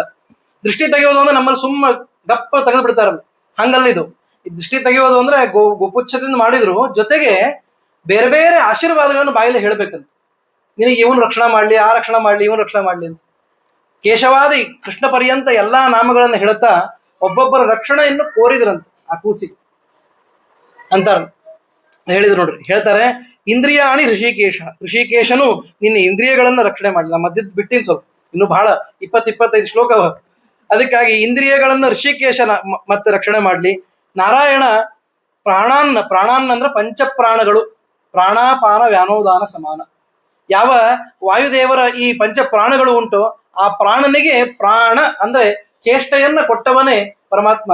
ಅವನಿಗೆ ಎಲ್ಲಾ ಚೇಷ್ಟೆಗಳು ಚೆನ್ನಾಗಿ ಇರಲಿ ಅಂತ ಹೇಳಿ ಅವನಿಗೆ ರಕ್ಷಾ ಕವಚವನ್ನು ತೊಡಸ್ತಾ ಇದ್ದಾರೆ. ಶ್ವೇತದ್ವೀಪದಲ್ಲಿರುವ ವಾಸುದೇವ ಇದ್ದಾನಲ್ಲ, ಮೋಕ್ಷಪ್ರದ ವಾಸುದೇವ, ಅವನನ್ನು ಚಿಂತನೆ ಮಾಡಿ ಹೇಳ್ತಾರೆ, ಕಪಿಲ ರಾಮಕ ಪರಮಾತ್ಮ ಯೋಗೇಶ್ವರ ಮನೋ ಅವತು, ನಿನ್ನ ಮನಸ್ಸನ್ನ ಶಾಂತವಾಗಿರ್ಲಿ. ಮಕ್ಕಳು ಅಳ್ಳಿಕ್ಕೆ ಶುರು ಮಾಡಿದ್ರೆ ಕೆಲಸ ಆಗೋದಿಲ್ಲ ಅಂತ ಒಳಗಿನ ವಿಚಾರ. ಅದಕ್ಕೆ ನೀ ಮನಸ್ಸು ಶಾಂತಿ ಇಟ್ಕೋ ಮೊದಲ ಅಂತ ಹೇಳಿದ್ರು. ಯಾಕೆಂದ್ರೆ ಬಹಳ ಕೆಲಸ ಕೂತ ಈ ಹೆಣ್ಮಗಳನ್ನ ಮತ್ತೆ ಕತ್ತರಿಸಿ ಅವಳನ್ನ ಸಂಸ್ಕಾರವನ್ನು ಮಾಡ್ಬೇಕು, ಮುಂದೆ ಮಾಡ್ತಾರ ಅದನ್ನ. ಯಾಕಂದ್ರೆ ಹಿಂಗ್ತ ದೇಹ ಬಿದ್ದಿದ್ದನ್ನ ಇನ್ನೇನ್ ಮಾಡ್ಬೇಕು, ಬೇರೆ ಆಪ್ಷನ್ ಇಲ್ಲ. ಅದಕ್ಕೆ ಅದನ್ನ ಮಾಡ್ಬೇಕಲ್ಲ, ಬಹಳ ಕೆಲಸ ಇರೋದ್ರಿಂದ ಹೇಳ್ತಾರೆ, ಕೃಷ್ಣಿ ಗರ್ಭಸ್ತು ತೇ ಬುದ್ಧಿಂ ಆತ್ಮಾನಂ ಭಗವಾನ್ ಪರಹ ಕ್ರೀಡಂತಂ ಪಾತು ಗೋವಿಂದ ಶಯಾನಂ ಪಾತು ಮಾಧವ. ಮತ್ತೆ ಹೇಳ್ತಾರೆ, ಕೃಷ್ಣಿ ಗರ್ಭ ಅಂದ್ರೆ ಅವನೇ ಇದ್ದಾನೆ, ಅವನು ಹೇಳ್ಕೊಂಡ ನಾನೇ ಕೃಷ್ಣಿ ಗರ್ಭ ಅಂತ ಹಿಂದೆ ನಿನ್ನೆ ದಿವಸ ಬಂದಿತ್ತು. ಅಂತಹ ಕೃಷ್ಣಿ ಗರ್ಭನೇ ನಿನ್ನ ಬುದ್ಧಿಯನ್ನ ರಕ್ಷಣೆ ಮಾಡಲಿ. ಆಮೇಲೆ ಭಗವಂತ ಪರ ಅಂತ ಕರೆಸಿಕೊಳ್ಳುವ ಪರಮಾತ್ಮ ಯಾರಿದ್ದಾನೆ ಅವನು ಆತ್ಮಾನಂ ನಿನ್ನನ್ನ ರಕ್ಷಣೆ ಮಾಡಲಿ. ಕ್ರೀಡಂತಂ ಗೋವಿಂದ ಆಟ ಆಡುವ ಹುಡುಗರನ್ನ ಗೋವಿಂದ ರಕ್ಷಣೆ ಮಾಡಲಿ. ಮತ್ತು ಶಯಾನಂ ಪಾತು ಮಾಧವ ನಿದ್ದೆ ಹತ್ತಿದ ಮೇಲೆ ನಿನ್ನನ್ನ ಮಾಧವ ಲಕ್ಷ್ಮೀಪತಿಯಾದ ನಾರಾಯಣ ರಕ್ಷಣೆ ಮಾಡಲಿ ಅಂತ ಹೀಗೆ ಅನೇಕ ಶ್ಲೋಕಗಳಲ್ಲಿ ಅದನ್ನು ಮಾಡಿದ್ದಾರೆ. ಇಷ್ಟೆಲ್ಲ ನಡೆದ ಮೇಲೆ ಆ ನಂದಗೋಪ ಅಲ್ಲಿ ಬಂದು, ನಂದಗೋಪ ಅಂಡ್ ಟೀಮ್ ಯಾರು ಟ್ಯಾಕ್ಸ್ ಕೊಡ್ಲಿಕ್ಕೆ ಹೋಗಿದ್ರಲ್ಲ ಅವರೆಲ್ಲ ಬಂದ್ರು. ಉತ್ಪಾತ ಆಗಬಾರದು ಅಂತ ಬಂದಿದ್ರು, ಆಗಲಿಲ್ಲ. ಆದ್ರೆ ಆಗುವ ಸೂಚನೆಯಲ್ಲೇ ಅದನ್ನು ದೂರ ಮಾಡಿದ ಶ್ರೀಕೃಷ್ಣ. ಈ ಸುದ್ದಿಯನ್ನು ಕೇಳೋರಿಗೆ ಗಾಬರಿ ಆಗ್ಬಿಟ್ಟು, ಏನು ಆಶ್ಚರ್ಯ ಇದು, ಅಲ್ಲಿ ವಸುದೇವನ ಬಾಯಿಯಲ್ಲಿ ಹೇಳಿದ್ದನ್ನ ಸತ್ಯಂ ವಿಧಾತುಂ ಅಂತ ಮಾಡಿದ್ನ ಪರಮಾತ್ಮ, ತಕ್ಷಣಕ್ಕೆ ಅದನ್ನು ಮಾಡೇ ಬಿಟ್ಟಲ್ಲ ಅಂತಂದ್ರೆ ಅದೂ ಸತ್ಯ, ಇದೂ ಸತ್ಯನೇ. ವಸುದೇವನ ಬಾಯಲ್ಲಿ ಪರಮಾತ್ಮ ನುಡಿಸಿದ್ದ ಅದನ್ನ. ಹೀಗಾಗಿ ತಾವತ್ ನಂದಾದಯೋ ಗೋಪಾ ಮಥುರಾಯ ವ್ರಜಂ ಗತಾಹ ವಿಲೋಕ್ಯ ಪೂತನಾ ದೇಹಂ ಬಭೂವು ಅತಿ ವಿಸ್ಮಿತಾ. ಅವ್ರು ಬಂದ ತಕ್ಷಣ ನೋಡ್ತಾರೆ, ಏನೋ ದಾರಿ ಒಳಗೆ ಇಂಥ ದೊಡ್ಡ ಪರ್ವತದಂತಹ ಆಕಾರ ಹೆಂಗಿತ್ತು ಅಂತ ಅದನ್ನ ಹಿಂದೆ ಬರೆದ್ರು, ಹೆಚ್ಚು ವಿವರಣೆ ಮಾಡಲಿಲ್ಲ. ಅವಳ ಮೂಗೆ ದೊಡ್ಡ ಪರ್ವತದ ಗುಹೆಗಳಂತೆ ಕಾಣಿಸ್ತಾ ಇತ್ತು. ಆರಾಮಾಗಿ ಹುಡುಗರು ಆಟ ಆಡ್ತಾ ಇದ್ರಂತ ಮೂಗಿನ ಮೇಲೆ ಹೋಗಿ. ಅಂತಹ ಒಂದು ದೊಡ್ಡದಾದ ಮೂಗು. ದೊಡ್ಡ ಮೂಗಿದ್ದವ್ರಿಗೆ ಅಂತಿರ್ತಾರೆ ನೋಡ್ರಿ ಜನ, ಹಿಂದೇನು ಪೂತನಾನ್ ಮೂಗಿದ್ದಂಗದಲ್ಲ ಅಂತ ಹಾಗ ಅನ್ಬೋದು ಅಂತ ಅನಿಸ್ತದೆ. ಈ ಕಾಲ ಬರ್ದಾರ ಭಾಗವತಕಾರರೇ ಬರ್ದಾರ, ಅವಳ ಮೂಗೆ ಅಷ್ಟು ದೊಡ್ಡದಿತ್ತು. ಬಾಕಿದೆಲ್ಲ ಬಿಟ್ಬಿಟ್ಟು ನೂನಂ ಬತ ಋಷಿರ್ಜಾತು ಯೋಗೇಶೋವಾ ಸಮಾಸತಃ ಸಯೇವ ದೃಷ್ಟೋ ಹ್ಯುತ್ಪಾತೋ ಯಥಾ ಆನಕದುಂದುಭಿ. ಮಥುರೆಯೊಳಗೆ ಆನಕದುಂದುಭಿ ಅಂದ್ರೆ ವಸುದೇವ ಏನು ಹೇಳಿದ್ನಲ್ಲ, ಇವನೇನು ಋಷಿನೋ ಯೋಗೇಶ್ವರನೋ ಏನಿವನು, ಸರಿಯಾಗಿ ಹಂಗೆ ಆಯ್ತಲ್ಲ ಅಂತ ಅವನ ಬಗ್ಗೆ ವಿಚಾರ ಬಂತಂತ. ಅವನು ಹೇಳಿದ್ದ ಆ ಪ್ರಕಾರವಾಗಿ ಇಲ್ಲಿ ನಡೀತು ಅಂದ್ರೆ ವಾಚಮರ್ಥೋನು ಧಾವತಿ. ಯಾರು ಜ್ಞಾನಿಗಳಿರ್ತಾರೋ ಅವ್ರು ಅಂದಿದ್ದೆಲ್ಲ ಸತ್ಯ ಆಗ್ತದೆ. ಅದಕ್ಕೆ ದೊಡ್ಡವ್ರ ಜೊತೆ ಕಾದಾಡ್ಲಿಕ್ಕೆ ಹೋಗ್ಬಾರ್ದು. ನಿನ್ನೆ ಬಂತಲ್ಲ ಕೊನೆಗೆ, ದೊಡ್ಡವರಿಗೆ ಮಾಡಿದ ಅಪಚಾರ ಏನದಲ್ಲ ಅದು ಬಹಳ ಕೆಟ್ಟದ್ದು. ಅವ್ರ ಮನಸ್ಸಿಗೂ ಹತ್ತಬಾರದು, ಅವ್ರ ಬಾಯಿಗೂ ಹತ್ತಬಾರದು.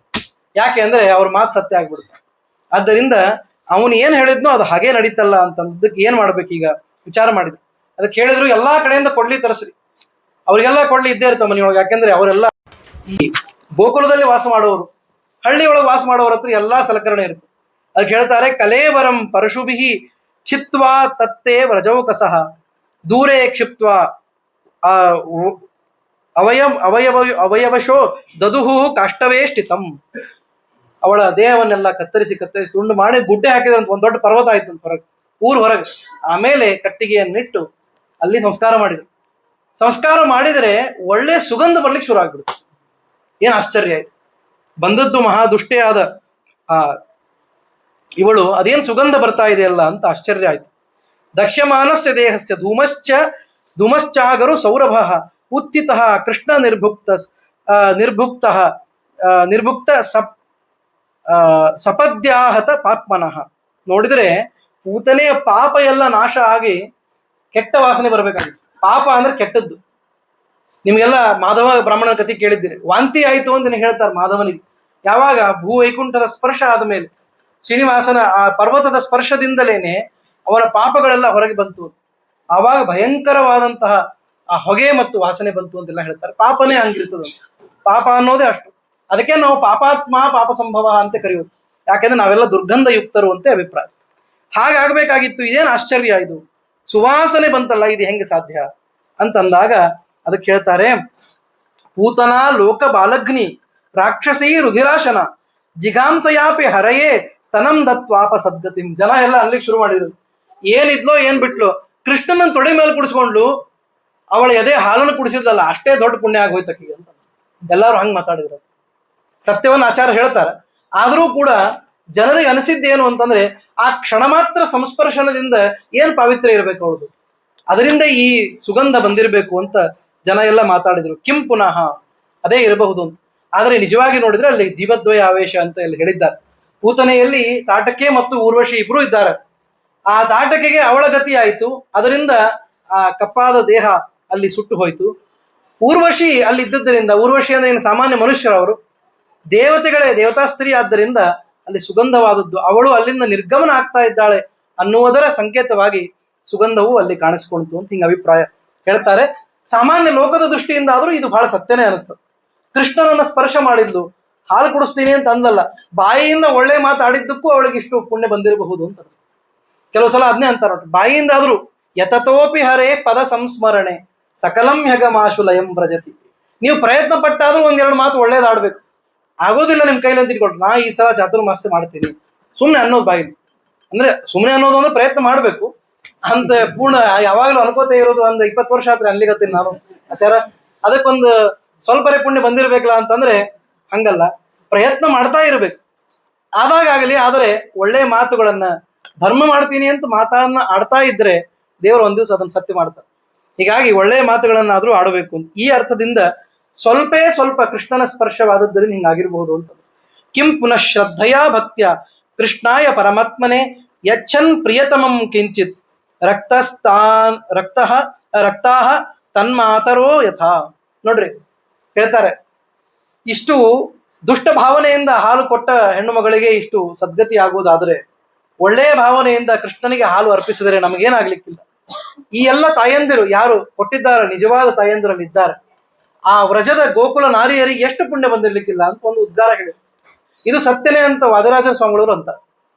ಹೌದಲ್ಲ, ನಾವು ಕೃಷ್ಣನಿಗೆ ಒಂದಿಷ್ಟು ಹಾಲು ಅರ್ಪಣೆ ಮಾಡಿದ್ರೆ ಹೇಳ್ತಾರೆ, ಶಾಕಲ್ಯದಿಂದ ಶಾಲಗ್ರಾಮದ ಅಭಿಷೇಕ ಆಕಳ ಹಾಲಲ್ಲಿ ಮಾಡೋದು. ಅದನ್ನು ಮಾಡದೆ ನಾವು ಜೀವನವನ್ನು ಕಳೀತಾ ಇರ್ತೀವಿ. ವರ್ಷಕ್ಕೊಮ್ಮೆ ಕೂಡ ನಮ್ಮ ದೇವರು ಪಂಚಾಮೃತವನ್ನು ಕಂಡಿರೋದಿಲ್ಲ. ಹಂಗಾಗಬಾರದು.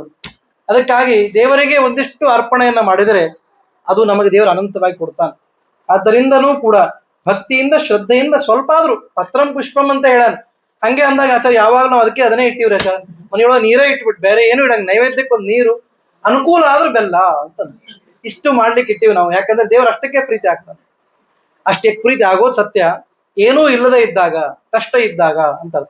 ಎಲ್ಲ ಆಗ್ತದೆ. ನೀವೀಗ ಸದ್ಯ ಮೃಷ್ಟಾನ್ನ ಉಣ್ಣೋರಿದ್ದೀರಿ, ಅವಾಗ ದೇವ್ರಿಗೆ ಬೆಲ್ಲ ಇಟ್ರೆ ಅವನು ಏನ್ ಮಾಡ್ಬೇಕು ಅದನ್ನ ಮಾಡ್ತಾನಂತ. ಹಿಂಗಾಗಿ ಅದನ್ನ ಮಾಡಬಾರದು. ಈ ಅಭಿಪ್ರಾಯ ಅಲ್ಲಿ ಹೇಳಿದ್ದಾರೆ. ನಂದ ಸ್ವಪುತ್ರ ಮಾದಾಯ ಪ್ರೋಷ್ಯಾಗತ ಉದಾರಧೀಹಿ ಮೂರ್ಧ್ಯುಪಗ್ರಾಯ ಪರಮಾಂ ಮುದಂ ಲೇಭೆ ಕುರುದ್ವ. ಅವನಿಗೆ ಎಲ್ಲಾ ವಿಷಯ ತಿಳಿದ ಮೇಲೆ ಮೊದಲು ಮಗನ ಹತ್ರ ಬಂದಂತ, ಕೃಷ್ಣನ ಹತ್ರ ಅವನ ನೆತ್ತಿಯನ್ನ ಮೂಸಿದ್ನಂತ. ಮಕ್ಕಳ ತಲೆಯನ್ನು ಮೂಸಿದ್ರೆ ಬಹಳ ಚಂದ, ಒಂದು ಪ್ರೇಮ ಬರ್ತದೆ. ತಂದೆ ಆದವನು ಅದನ್ನು ಮಾಡ್ತಾನೆ. ಇದನ್ನ ಹೇಳ್ತಾರೆ, ಜಗತ್ತಿನೊಳಗೆ ಆಗುವ ಅತ್ಯಂತ ಸುಖಗಳಲ್ಲಿ ಒಂದು ಅಂದ್ರೆ ಪ್ರಥಮವಾಗಿ ಮಗನ ತಲೆಯನ್ನ ಮೂಸುವ ಸೌಭಾಗ್ಯ ಅಂತ ಅದನ್ನ ಹೇಳ್ತಾರೆ. ಅಂತಹದ್ದನ್ನ ಅವನು ನಂದಗೋಪ ಮಾಡಿದ್ದಾನೆ. ಮಗನ ಎತ್ತುಕೊಂಡು ನನ್ನ ಕೂಸಿಗೆ ಏನಾಗಿಲ್ಲ ಅಂತ ಸಂತೋಷ ಪಟ್ಟಿದ್ದಾನೆ ಅಂತ ಹೇಳ್ತಾರೆ. ಯಯೇತತ್ ಪೂತನಾ ಮೋಕ್ಷಂ ಕೃಷ್ಣಸ್ಯಾರ್ಭಕ ಚೇಷ್ಟಿತಂ ನಿಶಮ್ಯ ಶ್ರದ್ಧಯಾ ಮರ್ತ್ಯೋ ಗೋವಿಂದೇ ಲಭತೆ ರತಿ. ಇಷ್ಟು ಈ ಪೂತನಾ ಉಪಾಖ್ಯಾನ.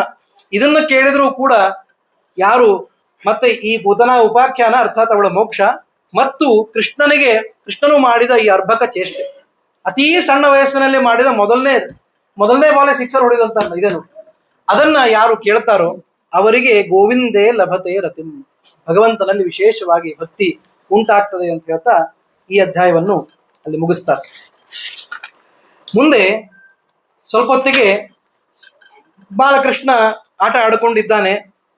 ಆಮೇಲೆ ಬಹಿರ್ನಿಷ್ಕ್ರಾಮಣ ಅಂತ ಮಾಡ್ತಾರೆ, ಅಂದ್ರೆ ಗುಡಿಗೆ ಹೋಗುವ ಕಾರ್ಯಕ್ರಮ. ಅದನ್ನು ಮಾಡುವಾಗ ಆ ಮಗುವನ್ನ ತಮ್ಮ ಮನೆಯ ಹೊರಗೆ ಅರ್ಥಾತ್ ಅಂಗಳದೊಳಗೆ ಬಂಡೆ ಕೆಳಗೆ ಮಲಗಿಸಿರ್ತಾರೆ.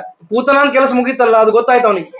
ಪೂತನಾನ್ ಕೆಲಸ ಆಗಲಿಲ್ಲ, ಏನೂ ಮಾಡ್ಲಿಕ್ಕೆ ಆಗಲಿಲ್ಲ ಅಂತ ಗೊತ್ತಾದ ಮೇಲೆ ಶಕಟನನ್ನ ಕಳಿಸ್ತಾರೆ. ಶಕಟ ಅಂತಂದ್ರೆ ಅವನೊಬ್ಬನ ಅಸುರ, ಬಂದದ್ದು ಬಂಡಿಯ ರೂಪದೊಳಗೆ.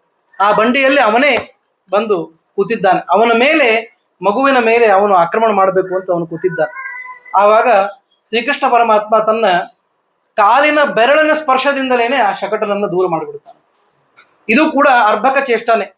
ಇದು ಬಹಳ ಸಣ್ಣ ವಯಸ್ಸಿನಲ್ಲಿ ಚೇಷ್ಟೆ, ಮುಂದೆ ಬಹಳ ಇನ್ನು ನಾಳೆಯಿಂದ ಅದನ್ನು ದೀರ್ಘವಾಗಿ ನೋಡ್ತೀವಿ. ಅದರೊಳಗೆ ಶಕಟಾಸುರ ಭಂಜನ ಅಂತ ದೇವರನ್ನು ಕರೀತಾರೆ. ಆ ಕೃಷ್ಣನಿಗೆ ನಾವು ಏನು 108 ಹೆಸರುಗಳನ್ನು ಹೇಳುವಾಗ ಪೂತನ ಸಂಹಾರ ಮಾಡಿದವನು, ಶಕಟಾಸುರನನ್ನು ಕೊಂದವನು ಅಂತ ಹೇಳ್ತಾರೆ. ಅಂತಹದ್ದೊಂದು ಸನ್ನಿವೇಶ ನಡೀತು. ಇದಾದ ಮೇಲೆ ಸುಂಟರ ಗಾಳಿಯ ರೂಪದಲ್ಲಿ ತೃಣಾವರ್ತ ಅಂತ ಬರ್ತಾನೆ. ಆ ಕಥೆಯನ್ನು ನಾವೆಲ್ಲ, ಬಹಳ ಪ್ರಸಿದ್ಧವಾದ ಕಥೆ. ಅವನು ಗಾಳಿ ಎಲ್ಲಾ ಕಡೆ ಬೀಸಿದ ತಕ್ಷಣ ಕೂಸು ಯಾರಿಗೂ ಕಾಣಿಸಲೇ ಇಲ್ಲ ಅಂತ, ಅಷ್ಟು ಜೋರಾಗಿ ಸುಂಟರ ಗಾಳಿಯಿಂದ ಸುತ್ತುತ್ತಾ ಇರ್ತದೆ. ಅದು ನೇರವಾಗಿ ಬರೋ ಗಾಳಿ ಅಲ್ಲ, ಸುತ್ತಿಕೊಂಡು ಬರೋ ಗಾಳಿ. ಬರುವಾಗ ತನ್ನ ಒಡಲಿನೊಳಗೆ ಎಲ್ಲಾ ಮಣ್ಣು ಕಲ್ಲುಗಳನ್ನು ಸೇರಿಸಿಕೊಂಡು ತರ್ತದೆ. ಅಂತಹ ಒಂದು ಕೆಟ್ಟದಾದ ರೂಪದಲ್ಲಿ ಜೋರಾಗಿ ಗಾಳಿ ಬೀಸ್ತಾ ಬಂದ್ರೆ ಆ ತೃಣಾವರ್ತನನ್ನ ಪರಮಾತ್ಮ ಕೊಲ್ಲಬೇಕು ಅಂತ ಇಚ್ಛೆಪಟ್ಟ. ಮೊದಲಿಗೆ ಏನ್ ಮಾಡಿದ ಅಂತಂದ್ರೆ ತನ್ನ ದೇಹವನ್ನು ಇನ್ನೂ ಸಣ್ಣದಾಗಿ ಮಾಡಿಬಿಟ್ಟ. ಅವನು ಕರ್ಕೊಂಡು ಹೋದ, ಖುಷಿ ಆಯ್ತು ಅವನಿಗೆ, ಕೃಷ್ಣ ಇನ್ನೂ ಲೈಟ್ ಆಗ್ತಾ ಇದ್ದಾನಲ್ಲ ಅಂತ, ಇನ್ನೂ ಬಹಳ ಸಂತೋಷ ಆಯ್ತು. ಮೇಲಿನಿಂದ ಹೋಗಿ ಅವನನ್ನ ಕೆಳಗೆ ಒಗೆದ್ರೆ ಮತ್ತೆ ಅವನು ಸಾಯ್ತಾನೆ ಅಂತ ಹೇಳಿ ಕೃಷ್ಣನ ಕೊಲ್ಲಬೇಕು ಅಂತ ಅವನು ಬಂದ ಸುಂಟರ ಗಾಳಿಯೊಳಗೆ.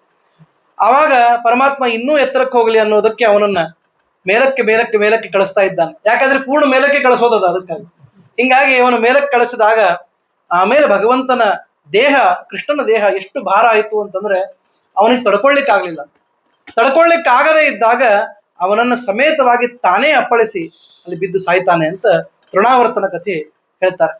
ಅದಕ್ಕೆ ವರ್ಧತ್ಯಧರ್ಮೇಣ ನರಹ ತಥೋ ಭದ್ರಾಣಿ ಪಶ್ಯತಿ ತತಃ ಸಪತ್ನಾನ್ ಜಯತಿ ಸಮೂಲಸ್ತು ವಿನಶ್ಯತಿ ಅಂತ ಶಾಸ್ತ್ರ ಹೇಳ್ತದೆ. ಈ ತೃಣಾವರ್ತನ ಕಥೆಯಿಂದ ಏನು ಗೊತ್ತಾಗ್ತದೆ ಅಂತಂದ್ರೆ, ಜಗತ್ತಿನೊಳಗೆ ಕೃಷ್ಣನನ್ನ ಕೊಲ್ಲಬೇಕು ಅನ್ನೋ ಅರ್ಥ ಏನು? ಭಗವಂತನಿಗೆ ವಿರೋಧವಾಗಿ ನಡ್ಕೊಳ್ಳೋದು ಅಂತ ಅರ್ಥ. ಈ ರೀತಿಯಾಗಿ ಭಗವದ್ ದ್ವೇಷವನ್ನ ಮಾಡುವವರು ಮೇಲೆ ಹೋದಂತೆ, ಅರ್ಥಾತ್ ಎತ್ತರಕ್ಕೆ ಹೋದಂತೆ ಕಾಣಿಸ್ತಾ ಇರ್ತದೆ. ನಮಗೆಲ್ಲ ಅನಿಸ್ತದೆ, ಅಲ್ಲ ನಾವೆಲ್ಲ ಎಷ್ಟು ಮಾಡ್ತೀವಿ, ನಾವೆಲ್ಲ ಎಷ್ಟು ಕಷ್ಟಪಡ್ತೀವಿ, ಏನೂ ಮಾಡದೇ ಇದ್ದವ್ರು ಸುಖವಾಗಿ ಇದ್ದಾರಲ್ಲ ಅಂತ ಯಾವಾಗಲೂ ಕಾಮನ್ ಪ್ರಶ್ನೆ ಜಗತ್ತಿನೊಳಗೆ. ಏನೂ ಮಾಡದೇ ಇದ್ದವ್ರು ಸುಖವಾಗಿರ್ತಾರಲ್ಲ ಅಂತ. ಆದ್ರೆ ವರ್ಧತಿ ಹಂಗೆ ಆಗ್ತದೆ. ಎಷ್ಟೋ ಸಲ ಏನೂ ಮಾಡದೇ ಇದ್ದವರೇ ಸುಖವಾಗಿರ್ತಾರೆ.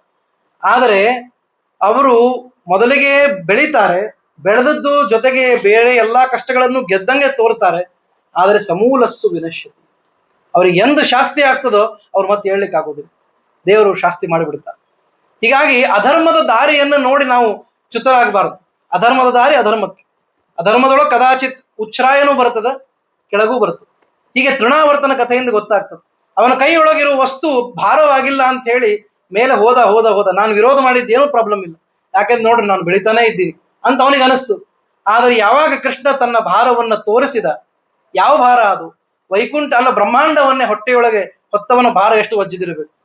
ಅಂತಹ ಭಾರವನ್ನ ತೃಣಾವರ್ತನ ಮೇಲೆ ಹಾಕಿದ್ರೆ ಮೇಲಿಂದ ಬಿದ್ದ ಒಂದು ಪಕ್ಷಿ ಹೇಗೆ ಸಾವನ್ನಪ್ಪಬೇಕು ಹಾಗೆ ತೃಣಾವರ್ತ ಸತ್ತಿದ್ದಾನೆ. ಅದಕ್ಕೆ ಹೇಳ್ತಾರೆ ಅಯೋಗ್ಯಮಿಚ್ಛನ್ ಪುರುಷ ಪತತ್ಯೇವ ನ ಸಂಶಯ. ಆಚಾರ್ಯ ಶಾಸ್ತ್ರದಲ್ಲಿ ಹೇಳ್ತಾರೆ ಯೋಗ್ಯವಾದದ್ದು ಇಚ್ಛೆ ಮಾಡಿದರೆ ಅದು ಯೋಗ್ಯ, ಶಾಸ್ತ್ರಕ್ಕೆ ವಿರುದ್ಧ ಅಲ್ಲ ಅಂತಿದ್ರೆ ದೇವರು ಒಲಿತಾನೆ. ಆದ್ರೆ ಅಯೋಗ್ಯವಾದದ್ದನ್ನು ಇಚ್ಛೆ ಮಾಡ್ತಾ ಇದ್ರೆ ಅದು ಗ್ಯಾರಂಟಿ ಪತತ್ಯೇವ ನ ಸಂಶಯ. ಹಿಂಗಾಗಿ ನಮ್ಮ ಯೋಗ್ಯತೆ, ಅದಕ್ಕೆ ನಮ್ಗೆ ಗೊತ್ತಿಲ್ಲಲ್ಲ, ಪ್ರಶ್ನೆ ಕೇಳಬೇಕು ನೀವು. ಅದು ನಮ್ಮ ಯೋಗ್ಯತೆ ಏನು ಅಂತ ಗೊತ್ತಿಲ್ಲ, ನಾವು ಹೆಂಗ್ ಸಂಕಲ್ಪ ಮಾಡೋದು? ಇದು ಆಗ್ತದ ಆಗಂಗಿಲ್ಲ, ನಮ್ಗೆ ಗೊತ್ತೇ ಇಲ್ಲ. ಇದು ಅಯೋಗ್ಯ, ಇದು ಯೋಗ್ಯ, ನಮ್ಗೆ ಗೊತ್ತೇ ಇಲ್ಲ. ಅದಕ್ಕಾಗಿ ಏನ್ ಮಾಡ್ಬೇಕು ಅಂದ್ರೆ, ಅದಕ್ಕೆ ಅರ್ಜುನ ಮಾಡಿ ತೋರಿಸಿದ, ನನಗೆ ಏನು ಗೊತ್ತಾಗವಲ್ತು ನೀನೇ ಗೊತ್ತು ಮಾಡಿಸು ಅಂತ ಅದನ್ನು ಅವನ ಮೇಲೆ ಹಾಕ್ಬಿಡ್ಬೇಕು. ಯತ್ ಶ್ರೇಯಸ್ಯಾಂ ನಿಶ್ಚಿತಂ ಬ್ರೂಹಿ ತನ್ಮೆ ಶಿಷ್ಯಸ್ತೇಹಂ ಶಾಧಿಮಾಂ ತ್ವಾಂ ಪ್ರಪನ್ನಂ.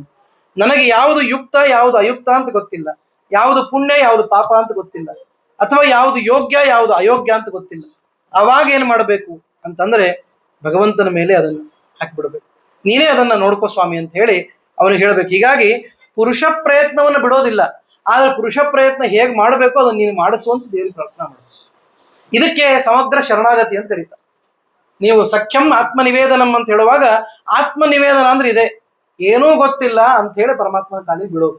ಕೃಪಣನಾಗಿದ್ದೀನಿ ನಾನು, ಕಾರ್ಪಣ್ಯ ಅನ್ನೋದೊಂದು ದೋಷ, ಅದನ್ನು ನೀನು ಸಹನೆ ಮಾಡಿ ಅನುಗ್ರಹ ಮಾಡುವಂತ. ಇದು ಸುಂಟರಗಾಳಿಯ ಆ ತೃಣಾವರ್ತನ ಕಥೆಯ ಸಂದೇಶ ಅಂತ ಹೇಳಿ ಬಹಳ ಸುಂದರವಾಗಿ ರುಕ್ಮಿಣೀಶ್ ವಿಜಯದಲ್ಲಿ ವಾದಿರಾಜ ಸ್ವಾಮಿಗಳವರು ಹೇಳ್ತಾರೆ. ಮುಂದೆ ತೃಣಾವರ್ತನ ಕಥೆಯೂ ಮುಗೀತು, ಶಕಟಾಸುರನ ಕಥೆಯೂ ಮುಗೀತು. ಆಮೇಲೆ ಒಂದು ದಿನ ತಾಯಿ ಹಾಲು ಕುಡಿಸ್ತಾ ಮನೆಯೊಳಗೆ ಕೂತಿದ್ದ ಯಶೋಧ. ಹಾಲು ಕುಡಿಸ್ತಾ ಕೂತವನು ಮೊದಲಿಗೆ ಹಾಲು ಕುಡಿಸ್ತಾ ಇದ್ದಿಲ್ಲಂತೆ, ಅವನು ಮಲಗಿದ್ದು ಅಲ್ಲೇ ದೂರದ ಮಕ್ಕೊಂಡು ನಾನು ಕೆಲಸ ಮಾಡೋಣ ಅಂತ ಹೇಳಿ ಕೆಲಸ ಮಾಡ್ತಿದ್ಲು. ಆವಾಗ ಜೋರಾಗಿ ಅಳಲಿಕ್ಕೆ ಪ್ರಾರಂಭ ಮಾಡಿದ. ಇವನು ಅಳೋದೇ ಮುಗಿಯೋದಿಲ್ಲ ಅಂತ ಬೈಕೊಂಡು ಬಂದು ಹಾಲು ಕುಡಿಸ್ಲಿಕ್ಕೆ ಶುರು ಮಾಡಿದ. ಕೃಷ್ಣನಿಗೆ ಸಿಟ್ಟು ಬಂತು. ಅಲ್ಲ, ಮೊಸರು ಕಡಿಯೋದಂತ ಅರ್ಜೆಂಟ.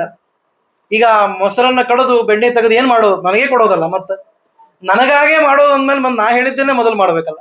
ಅದಕ್ಕಾಗಿ ಸಿಟ್ಟು ಬಂತು ಅವನಿಗೆ. ಅವನೇನ್ ಮಾಡಿದ ಅಂದ್ರೆ ಹಾಲು ಕುಡಿತಾ ಇದ್ದವನನ್ನ ಹಾಲು ಒಳಗಿಂದ ಉಕ್ಕಿತ್ತು ಅಂತ ಹೇಳಿ ಅವಳು ಎದ್ದು ಓಡಿ ಹೋದ್ಲು. ತಕ್ಷಣ ಕೂಸಿನ ಕೆಳಗಿಟ್ಟು ಹೋಗ್ಬಿಟ್ಲು. ಅವನಂದ ನನಗಾಗಿ ಇನ್ನೊಂದನ್ನು ಬಿಡಬೇಕು, ಇನ್ನೊಂದಕ್ಕಾಗಿ ನನ್ನನ್ನು ಬಿಡೋದಲ್ಲ. ಹೀಗಾಗಿ ಸಿಟ್ಟಿಗೆ ಬಂದು ಆ ಕಾಲಿನಿಂದ ಸ್ಪರ್ಶ ಮಾಡಿದ್ನಂತ. ಸ್ಪರ್ಶ ಮಾಡಿದ್ರೆ ಮೊಸರಿನ ಗಡಿಗೆ ಒಡೆದು ಯಾವ್ದನ್ನು ಕಡಿತಾ ಇದ್ಲು ಅದರೊಳಗಿನ ಬೆಣ್ಣೆ ಎಲ್ಲ ಚೆಲ್ಲಿ ಬಿಡುತ್ತೆ. ಆ ಬೆಣ್ಣೆಯನ್ನ ತೆಗೆದುಕೊಂಡು ತಾನು ತಿಂತ ಬೆಕ್ಕು ಮತ್ತೆ ಬೇರೆ ಪ್ರಾಣಿಗಳಿಗೂ ಅದನ್ನು ಹಾಕ್ತಾ ಇದ್ದಾನೆ. ಸಿಟ್ಟು ಬಂದ್ಬಿಡ್ತಾವಳೆ ಯಶೋಧ. ಅವನಂದ ಇದು ಇರೋದೇ ನನಗಾಗಿ, ಅದನ್ನು ನಾನು ಸ್ವೀಕಾರ ಮಾಡಿದರೆ, ನನ್ನದಾದ ವಸ್ತುವನ್ನು ನಾನು ಸ್ವೀಕಾರ ಮಾಡಿದರೆ ಯಾಕೆ ಸಿಟ್ಟು ಮಾಡಬೇಕು? ಈಶಾವಾಸ್ಯಂ ಅಂತ ಕಥೆ ಕೇಳಿಲ್ಲೇನು? ಈಶಾವಾಸ್ಯಂ ಇದಂ ಸರ್ವಂ ಅಂತ ಸ್ವಯಂಭೂ ಮನುರಾಜರೇ ಹೇಳ್ತಾರೆ. ಇಷ್ಟೆಲ್ಲಾ ಸಂಪತ್ತನ್ನ ಪಡೆದ ನಮ್ಮೆಲ್ಲರಿಗೂ ಕೂಡ ಮಾನವರಿಗೆ ಮೂಲ ಪುರುಷನಾದ ಸ್ವಯಂಭೂ ಮನುರಾಜರಂತಾರೆ, ನಂದೇನದ ಸ್ವಾಮಿ, ಎಲ್ಲ ನಿಂದೇ ಅದ ಅಂತ ಹೇಳಿ. ಹೀಗಾಗಿ ಈಶಾವಾಸ್ಯಂ ಇದಂ ಸರ್ವಂ ಅಂತಂತಾರೆ. ಇದನ್ನ ನೆನಪಿಟ್ಟುಕೊಳ್ಬೇಕಾಗಿತ್ತು. ಬೇಕಾದಷ್ಟು ಬಾರಿ ದೊಡ್ಡವರ ಹತ್ರ ಕೇಳಿತ್ತು, ಆದರೂ ಕೂಡ ಒಂದು ಕ್ಷಣ ನನ್ನ ಕೂಸು ಅಂತ ಅನ್ನೋ ಅಭಿಮಾನ, ಅದಕ್ಕಾಗಿ ಅದನ್ನ ದೂರ ಮಾಡಿದ್ದಲ್ಲ, ಅದನ್ನ ಕೃಷ್ಣ ಮಾಡಿ ತೋರಿಸಿದ. ಬೆಣ್ಣೆಯನ್ನ ತಾನು ತಿನ್ನುವುದರ ಮೂಲಕ ಅದನ್ನು ಮಾಡಿ ತೋರಿಸಿದ. ಆಮೇಲೆ ಊರ ಮಂದಿ ಎಲ್ಲ ಸುದ್ದಿ ತರ್ಲಿಕ್ಕೆ ಶುರು ಮಾಡಿದ್ರು. ಇದೇ ರೀತಿ ನಿಮ್ಮ ಮನೆಯೊಳಗೆ ತಿಂದಿದ್ದಲ್ಲ, ಹೋಗ್ಲಿ ಏನೋ ತಮ್ಮನಾಗ ತಿಂದಾನ ಅಂತಿಲ್ಲ, ಎಲ್ಲಾರ ಮನೆಯೊಳಗೂ ಇದೇ ರೀತಿ ಬೆಣ್ಣೆ ತಿಂತಾ ಇದ್ದಾನೆ ಅಂತ ಕಂಪ್ಲೇಂಟ್ ಮೇಲೆ ಕಂಪ್ಲೇಂಟ್ ಬರ್ಲಿಕ್ಕೆ ಶುರುವಾಯ್ತು.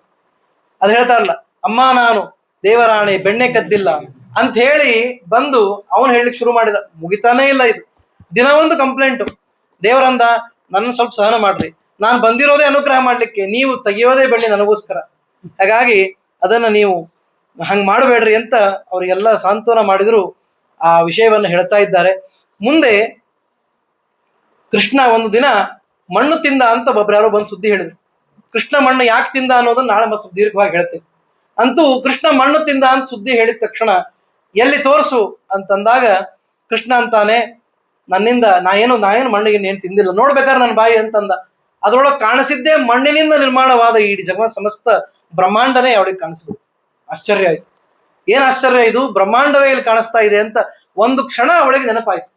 ಈ ಕೂಸದಲ್ಲ, ಇದು ಲೋಕೋತ್ತರವಾದ ಕೂಸು, ನನ್ನ ಮಗ ಅಲ್ಲ ಅಂತ ಅವಳಿಗೆ ಬಂತು. ಆದ್ರೂ ಮತ್ತೆ ಮಮಕಾರ ಬಂದು ಇವನು ನನ್ನ ಮಗನೇ ಅಂತ ಅವಳನ್ನ ಅಪ್ಪಿಕೊಂಡು ಮತ್ತೆ ಪ್ರೀತಿ ಮಾಡ್ತಾ ಇದ್ದಾಳೆ. ಇವನು ಆಟ ಬಹಳ ಜಾಸ್ತಿ ಆಯಿತು ಅಂತ ಅನ್ನೋದಕ್ಕೆ ಯಶೋಧಾದೇವಿ ಅವನನ್ನ ಒಂದು ಕಡೆಗೆ ಕಟ್ತಾಳೆ.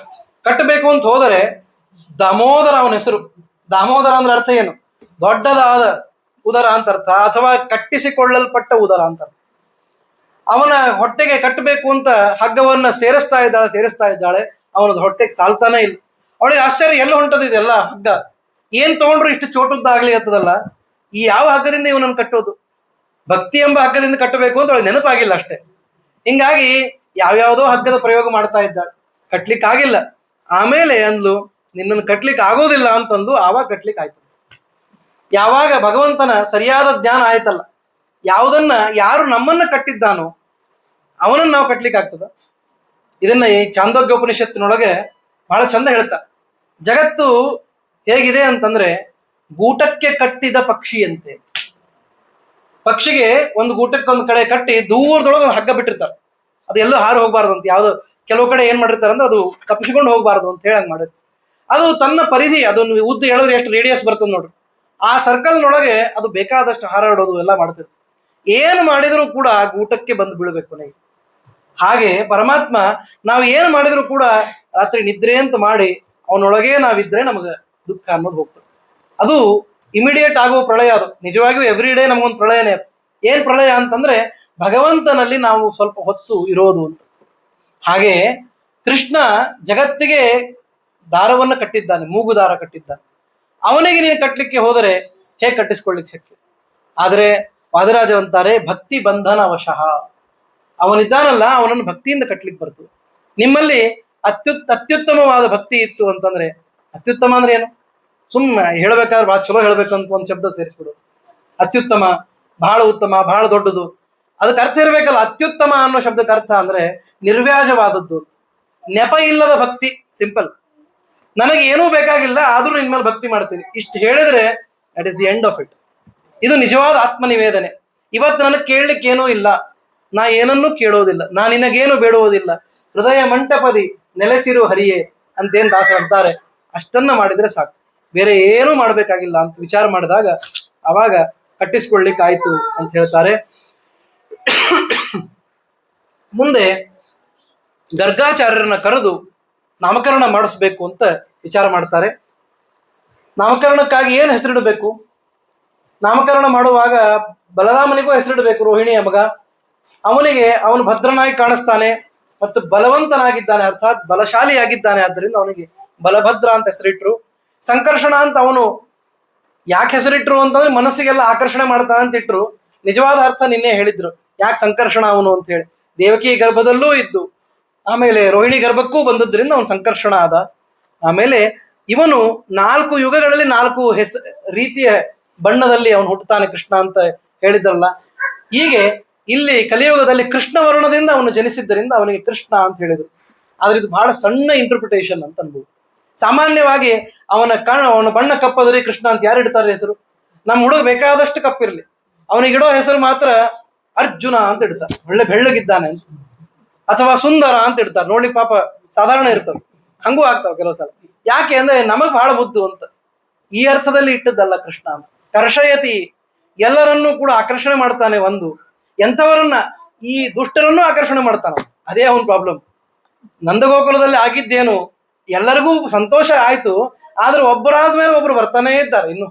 ಯಾಕೆ ಅಂದ್ರೆ ಅವನು ಕರ್ಷತಿ, ಅವ್ ಎಳಿತಾನೆ. ಯಾಕೆ ಅಂತಂದ್ರೆ ಅವನು ಬಂದಿದ್ದೇ ಎಳಿಲಿಕ್ಕೆ ಎಲ್ಲರನ್ನೂ ಕೂಡ. ಭೂಭಾರೋತ್ತಾರಣಾಯಚ, ಈ ಎಲ್ಲ ಅರ್ಥವನ್ನ ಗರ್ಭೀಕರಿಸಿ, ಇದೆಲ್ಲ ಗರ್ಗಾಚಾರ್ಯರಿಗೆ ಗೊತ್ತಿದೆ, ಆ ಉದ್ದೇಶಕ್ಕೆ ಆ ಹೆಸರಿಟ್ಟಿದ್ದಾರೆ. ಆಮೇಲೆ ಹೆಸರಿಟ್ಟ ಮೇಲೆ ಹೇಳ್ತಾರಂತ, ಉದ್ದೇಶ ಬಹಳ ದೊಡ್ಡದು, ಇವನು ಪುರಾಣ ಪುರುಷೋತ್ತಮ, ಈ ಸುದ್ದಿ ಎಲ್ಲೂ ಹೇಳಬೇಡ ಅಂತ ನಂದಗೋಪನಿಗೆ ಹೇಳಿ ಹೋಗ್ತಾನೆ. ಅದಕ್ಕಾಗಿ ನಂದಗೋಪನ ಪುಣ್ಯ ಬಹಳ ದೊಡ್ಡದು ಅಂತ. ಯಾಕಂದ್ರೆ ಅವನಿಗೆ ಗುರುಗಳು ಉಪದೇಶ ಮಾಡ್ತಾರೆ, ನಿನ್ನ ಮಗ ಅಲ್ಲ, ಅವನು ಪುರುಷೋತ್ತಮನಿದ್ದಾನೆ ಅಂತ ಹೇಳಿ. ಮುಂದೆ ಅವನು ನಡೆದುಕೊಂಡ ಪ್ರತಿಯೊಂದು ದಾರಿಯೊಳಗೂ ನೆನಪಾಗ್ತಾ ಇರ್ತದೆ ನಂದಗೋಪನಿಗೆ. ಓ ಹೌದಲ್ಲ, ಹೇಳಿದ್ರು ಗರ್ಗಾಚಾರ್ಯ, ಅದೇ ಇವನು ಪುರಾಣ ಪುರುಷೋತ್ತಮ ಅಂತ ಹೇಳಿ ಚಿಂತನೆ ಮಾಡಿ ಆ ಸ್ಮರಣೆಯಿಂದಲೇನೆ ಅವನಿಗೆ ಉತ್ತಮವಾದ ಗತಿ ಉಂಟಾಗ್ತದೆ ಅಂತೆಲ್ಲ ಹೇಳ್ತಾರೆ. ಇನ್ನು ನಾಳೆಯ ದಿವಸದಿಂದ ಮತ್ತು ವಿಶೇಷವಾಗಿ ದೀರ್ಘವಾದ ಕಥೆಗಳನ್ನೆಲ್ಲ ನೋಡಲಿಕ್ಕೆ ಪ್ರಾರಂಭ ಮಾಡುವ. ಅನೇನ ಭಾವಿಯತ್ ಪುಣ್ಯಂ ತದಾಪ್ನೋತು ಬ್ರಹ್ಮ. ಶ್ರೀ